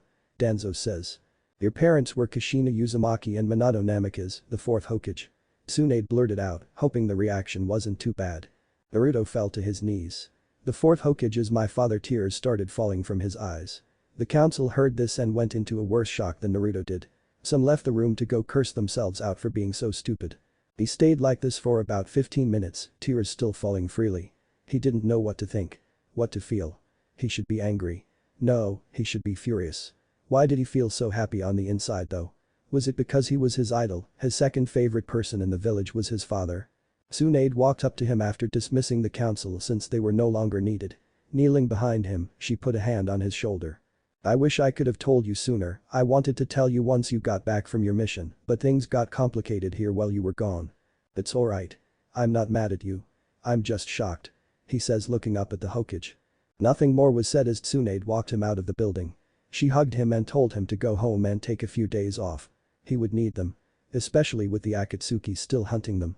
Rumors were that they had 3 of the 9 beasts. The 3, 4 and 5 tails were all captured. It was only a matter of time before the next engagement. "Pain. Can we talk?" a figure says, stepping into his office. "Of course, Conan. What is it?" She played with a ring on her finger before she took it off. "I'm leaving the Akatsuki. It's clear that since you were replaced, that all of the others have sided with Komoro and Madara." Nagato lowered his head. Now none of his dreams, his sensei's dreams would be reality. "All of them? With the exception of Itachi," Conan says matter-of-factly. "That's good," he says as he retires to his room for the night. He had a lot to think about tonight. Chapter end. Chapter 10. The Rainfall. Pain laid back on his bed. Everyone had defected from the original Akatsuki. His dream. His sensei's dream. Shattered. That bastard Komoro ruining everything that was important to him. He then thought of what Conan said. Everyone but Itachi has defected. There were only 2 of them now. The Akatsuki that was once so powerful, so unstoppable was now nothing. There was a knock on the door that brought him out of his thoughts. "Come in," he says, sitting upright on his bed. The door opens and Itachi walks in. "Sir, I think it's time that I left AIM. There's very little point in staying. I think I might head back to the Leaf Village," he says as he starts to remove his cloak. "Why go back? They would put you to death the second you set foot in the village," Pain argues. "That may be true, but there is nothing left for me in this world. My brother is dead, my friends shunned me and me family, well, they're dead too. So why not? If that is what you wish to do, then I will not stop you. But perhaps I will come with you. Conan has already left, so there is nothing left here for me. So this is it then?" "Yes, I suppose it is," Pain says as he takes one last look around the room. The rain seemed to lighten when the 2 ninjas stepped out of the building, and soon, it was only soft raindrops that fell from the sky as they left the village. End chapter 10. Chapter 11. Konoha, 3 days later. The sun rose over the Hokage monument and the village seemed to get busier every minute afterwards. On the outskirts of the village in Training Ground 7, Naruto sat under a tree meditating, trying to calm his nerves, but to no avail. It was only a few days ago, but the memory burned fresh in his mind. The 4th Hokage, the greatest shinobi to live, was his father. He opened his eyes and looked towards the great stone heads. "I will make you proud one day. Believe it, Dad," Naruto says, with mass amounts of determination. "You know, one would think he already is, Naruto," a voice says from a low tree branch. "Huh? Oh, Kakashi-sensei. What's up?" Naruto says as he stands in front of his sensei. "Lady Tsunade wished to speak with us. It's probably time for another mission." "Well, then what are we waiting for? Let's go," Naruto says excitedly, speeding off towards the Hokage's office without much hesitation. Meanwhile in the Hokage's office. "Now listen, this mission is to be taken care of with the most caution possible, got it?" Tsunade says, issuing her final orders.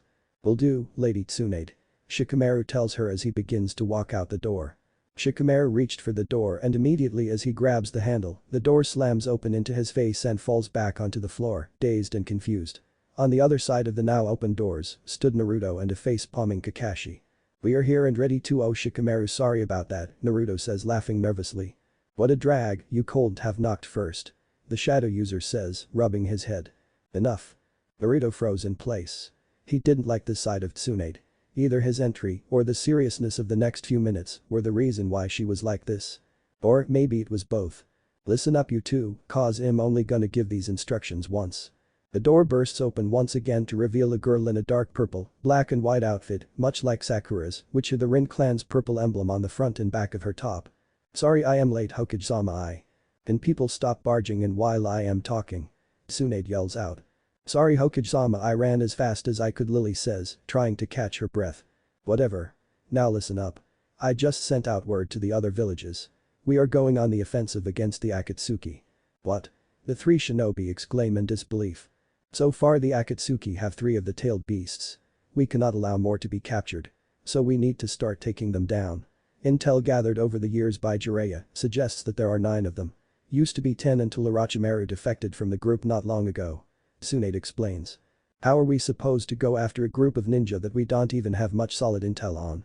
Naruto asks, obviously very confused. Well, based on what we know that Itachi is a member. Kisame Hashigaki makes 2 and Sasori of the Red Sands is the 3rd that we know of. She tells them. Right, so let me get this straight, you want to send countless ninja on a suicide mission. Lily exclaims. Well, that is what it seems like, that is not the case. I'm only sending your squad. Tsunade says. Squad? I'm a part of a squad. Lily questions. Yes, you are now a part of the Hidden Leaf and depending on your clan's response, they may be able to move some of their people here. She rambles. That may not be a good idea, Lady Tsunade. A lot of my people didn't take very kindly to Jinchuriki. I see, then perhaps Naruto can take you into his own clan. Then the members of Rin can't touch you. She suggests. Lily gives a look of uncertainty. I don't know. I'm not sure right now. Could I take some time to think about that? Of course. We won't force you into something if you don't wish to go along with anything. The Hokage says with a smile. Wait, hold on a second, first question. The Rin clan is joining Konoha. How did this go right by the elders? Because I'm the Hokage, they have little to do with anything outside of keeping the village happy.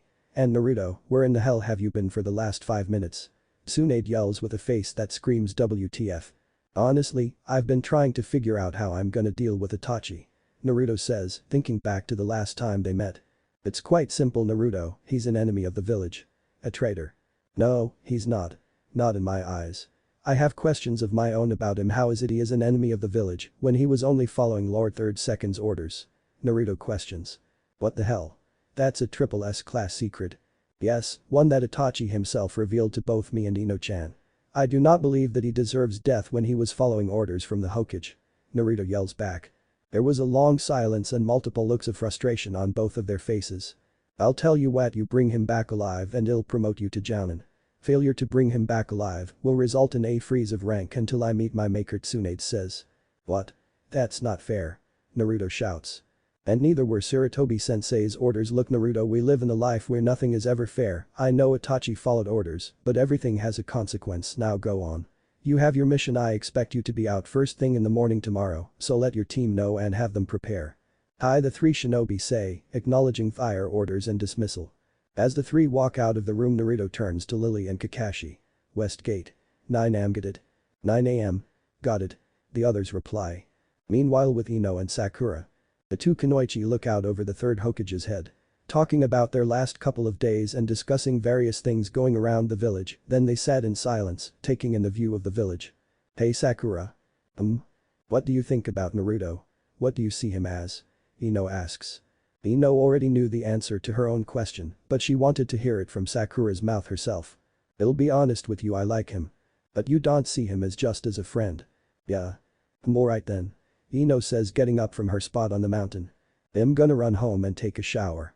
I think Naruto said something about having dinner later tonight. Ino says happily. Alright, see you around, pig. Sakura says, giggling to herself. End chapter. Chapter 12.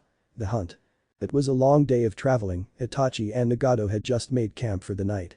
They were going to head to the Hidden Leaf, but first they had to get back through Wine Country and then they'd have to clear the border of the Land of Fire.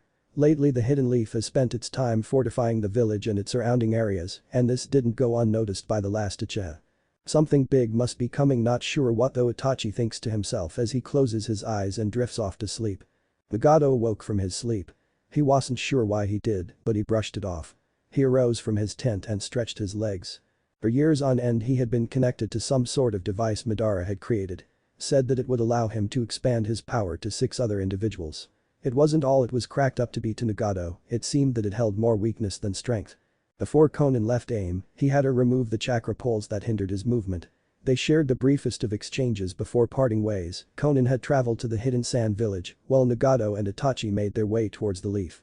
Meanwhile in Konoha, Ino and Naruto walked through the village hand in hand towards their favorite place in the whole village, the top of the Hokage monument. Over time, the monument became their go-to date spot. They could sit on the grass and look down on the city below, or they could lay back and look across the night sky and see all of the stars surrounding the moon that overlooked the village like a guardian of some sort. There was a slight breeze in the wind as the couple laid back on the grass. "Hey Ino." "Yes Naruto." "What do you know about Lord Fourth?" he asked, staring into her pretty blue eyes. "The basics that we were told in the academy and that he sealed the nine-tails fox inside of you," Ino says, silently questioning where this is going. "Do you know why he picked me of all the newborns our age?" he pressed. "No, not really. I figured maybe you were just a child that was found near the wreckage, but something tells me that isn't the case." "Is it?"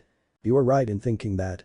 It's a likely conclusion that no doubt the civilians have come to, but still wrong. The reason he picked me is because I'm his son," Naruto says, bracing himself for nearly every possible reaction.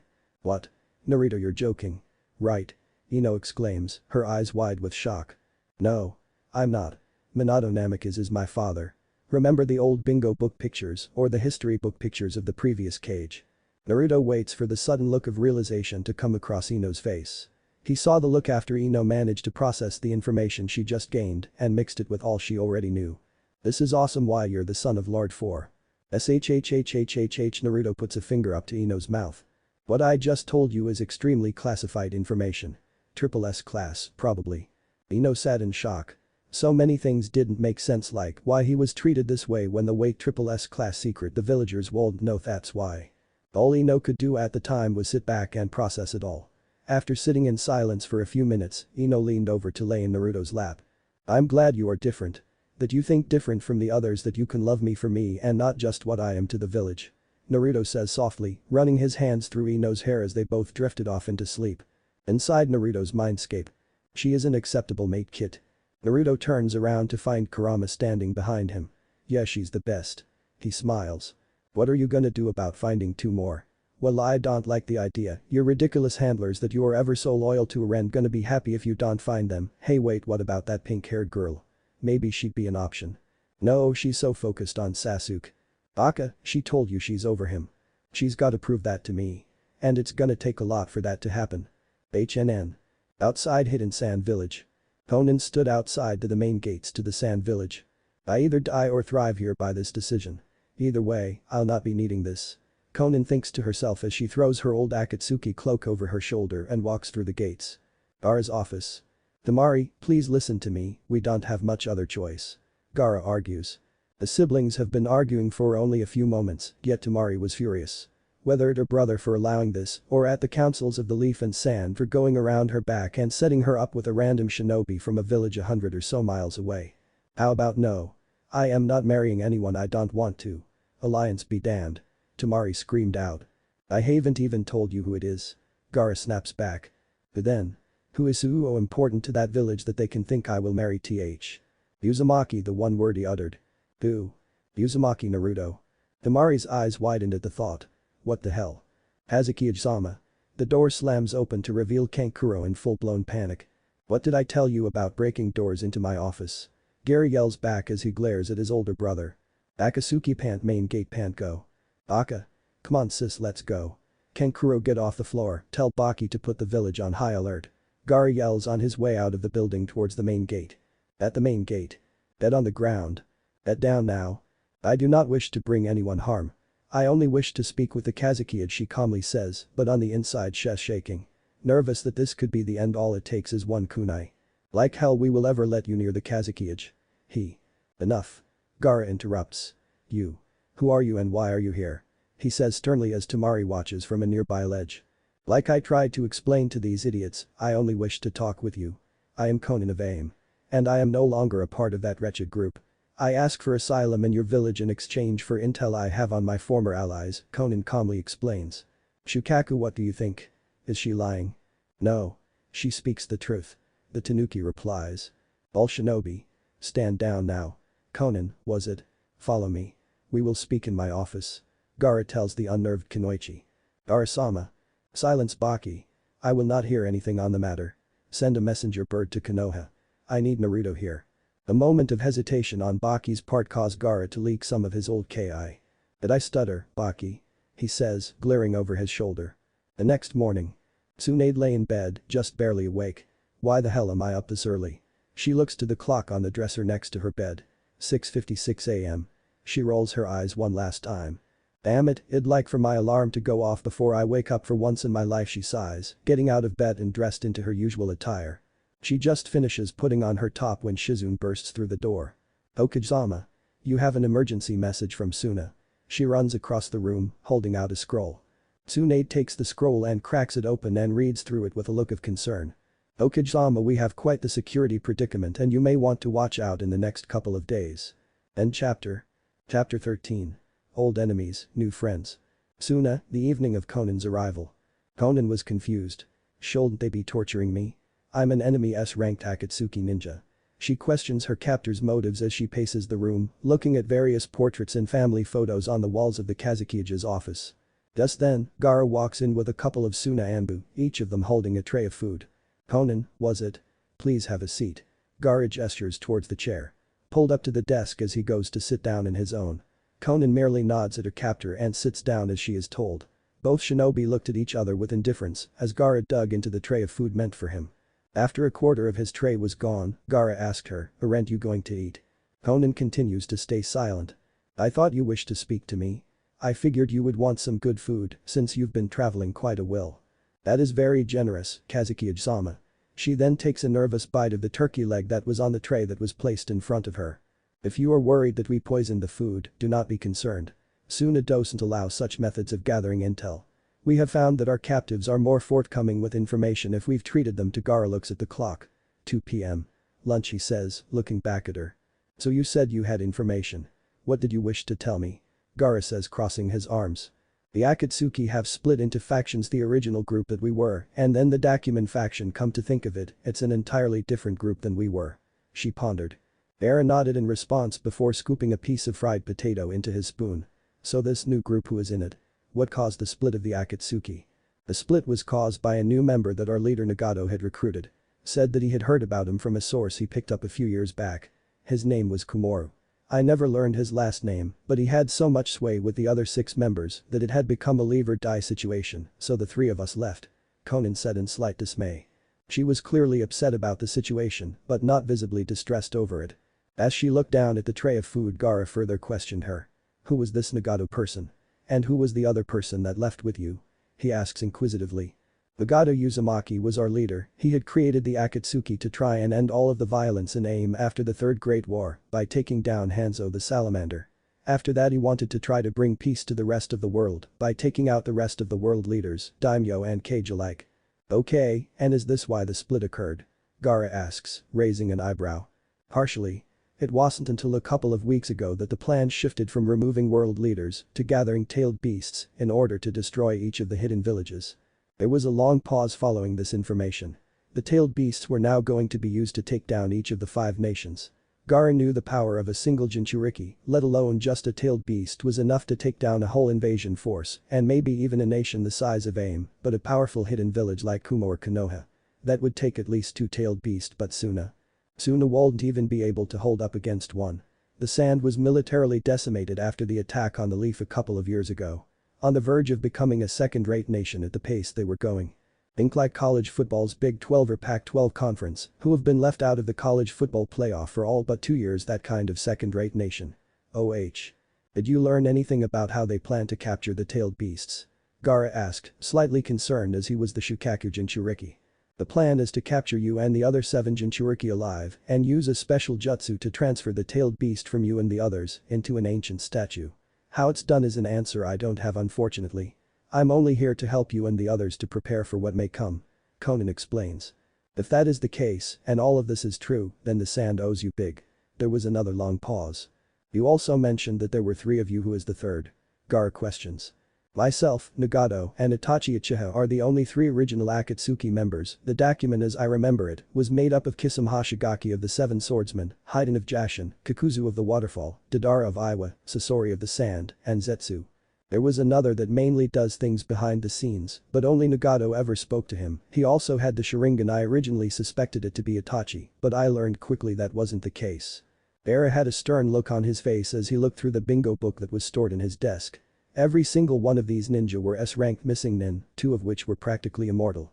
And then the mystery Uchiha with Sasuke dead and Itachi being ruled out, there's no real options. Ara broke out of his musings as Conan took a big spoonful of beans and gulped them down, effectively finishing the meal she was given. So what do you wish to gain in return for supplying this intel to us? Gaara asks. Amnesty for any and all crimes against Suna and your allies along with asylum from other nations that may see me as an enemy. Ara thought long and hard on this. This Kunoichi could very well be a key ally in the upcoming battles against the S-rank ninja they were going to face down sooner or later. Well worth it. He says smiling to himself. Deal, however I will have you placed under a 60-day probationary period. And as part of your asylum request, I will have you conscripted into my forces. Conan stood up from her chair. Thank you Kazuki-sama, I will serve you as best I can. She says. Woodpecker. An Anbu appears next to the desk with a notebook and a pen. Have that intel sent to the Hokage. Tell them to be on alert for any Akatsuki members. They are no longer the enemy, document is. Also, send for my sister, I have a mission for her. Then feed outside the Konoha main gate. The next morning. Itachi stopped just short of the gate's entrance. Nagato looked at him puzzled. Are you sure you want to do this? No, but it has to be done. The Leaf needs to know what they are going to be up against. And they will need help. If they believe us, then they'll have no choice but to let us help them. Itachi says rather convincingly despite his internal feeling. You'll be able to help them Nagato. But me I'm finished after they get what they want from me. Itachi thought as he continued through the gate. Alarms began to go off in the Jounin and Anbu facilities nearby. Shinobi started rushing towards the main gate as the intruders were slowly making it past the vacant security booth. Nara compound. Shikaku Nara was laying on the ground next to the tree in his home's backyard and he couldn't help but feel something was off way off. He had been laying under the tree for an hour or so, yet he couldn't relax. He felt restless as he shifted himself one last time in a last-ditch effort to get comfortable, which surprisingly worked. Until. Shikaku Nara, the Hokage requests your presence. The Nara growled at the Anbu, what is it bird? This better be good because I literally just got comfy. He asks. Not sure sir, she seemed really worried though. She's also had Sakura, Ino, Naruto, and the new girl, Lily summoned by my squadmates the Anbu said as he jumped off to his post. What a drag.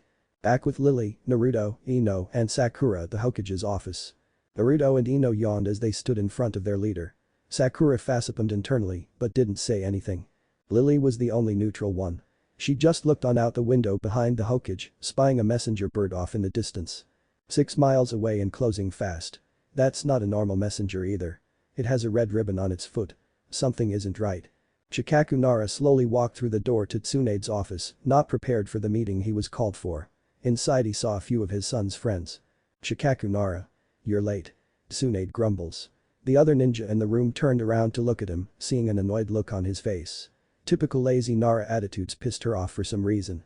Sorry Tsunade-sama I. Say that I have a mission for you all. As you all know, we have lost 2 very critical shinobi. With the loss of Sasuke and our Toad Sage, we need to eliminate some threats before they come knocking. Naruto, you will be leading this mission, Shikaku, you will be his second, advising him should he need it. Naruto, per our last discussion on the topic, you are to bring him back alive. You know the consequences if you don't. What discussion ma'am? Shikaku raises an eyebrow. Naruto is to bring Itachi Uchiha. Wham. The office doors slammed open and a messenger came running in past the other shinobi holding a scroll with the Sand Village's symbol on it. What in the hell is wrong with you people? I am in the middle of issuing a double S-class mission. The messenger, barely able to speak, the Sand Village panted sent us a warning. The doors busted open again. Ma'am Itachi Uchiha is at the main gate. He also has somebody with him. An Anbu yells out. Tsunade paled. Shit. I want every single Jounin at that gate. Make sure Kakashi isn't late. Team Naruto, let's go get him. With Itachi and Nagato. It's too quiet. They should have been here by now Itachi says quietly. Itachi Uchiha, freeze right where you are, do not move or you will be killed. Not if you understand the raven-faced Anbu calls out. End chapter. What if Naruto was trained with Ino for chunin exams? And thanks for watching my video till the end. If you enjoy this content, then do consider subscribing to my channel and leave a like if you guys need the next part, comment down, and thanks for watching the video and see you guys in the next video.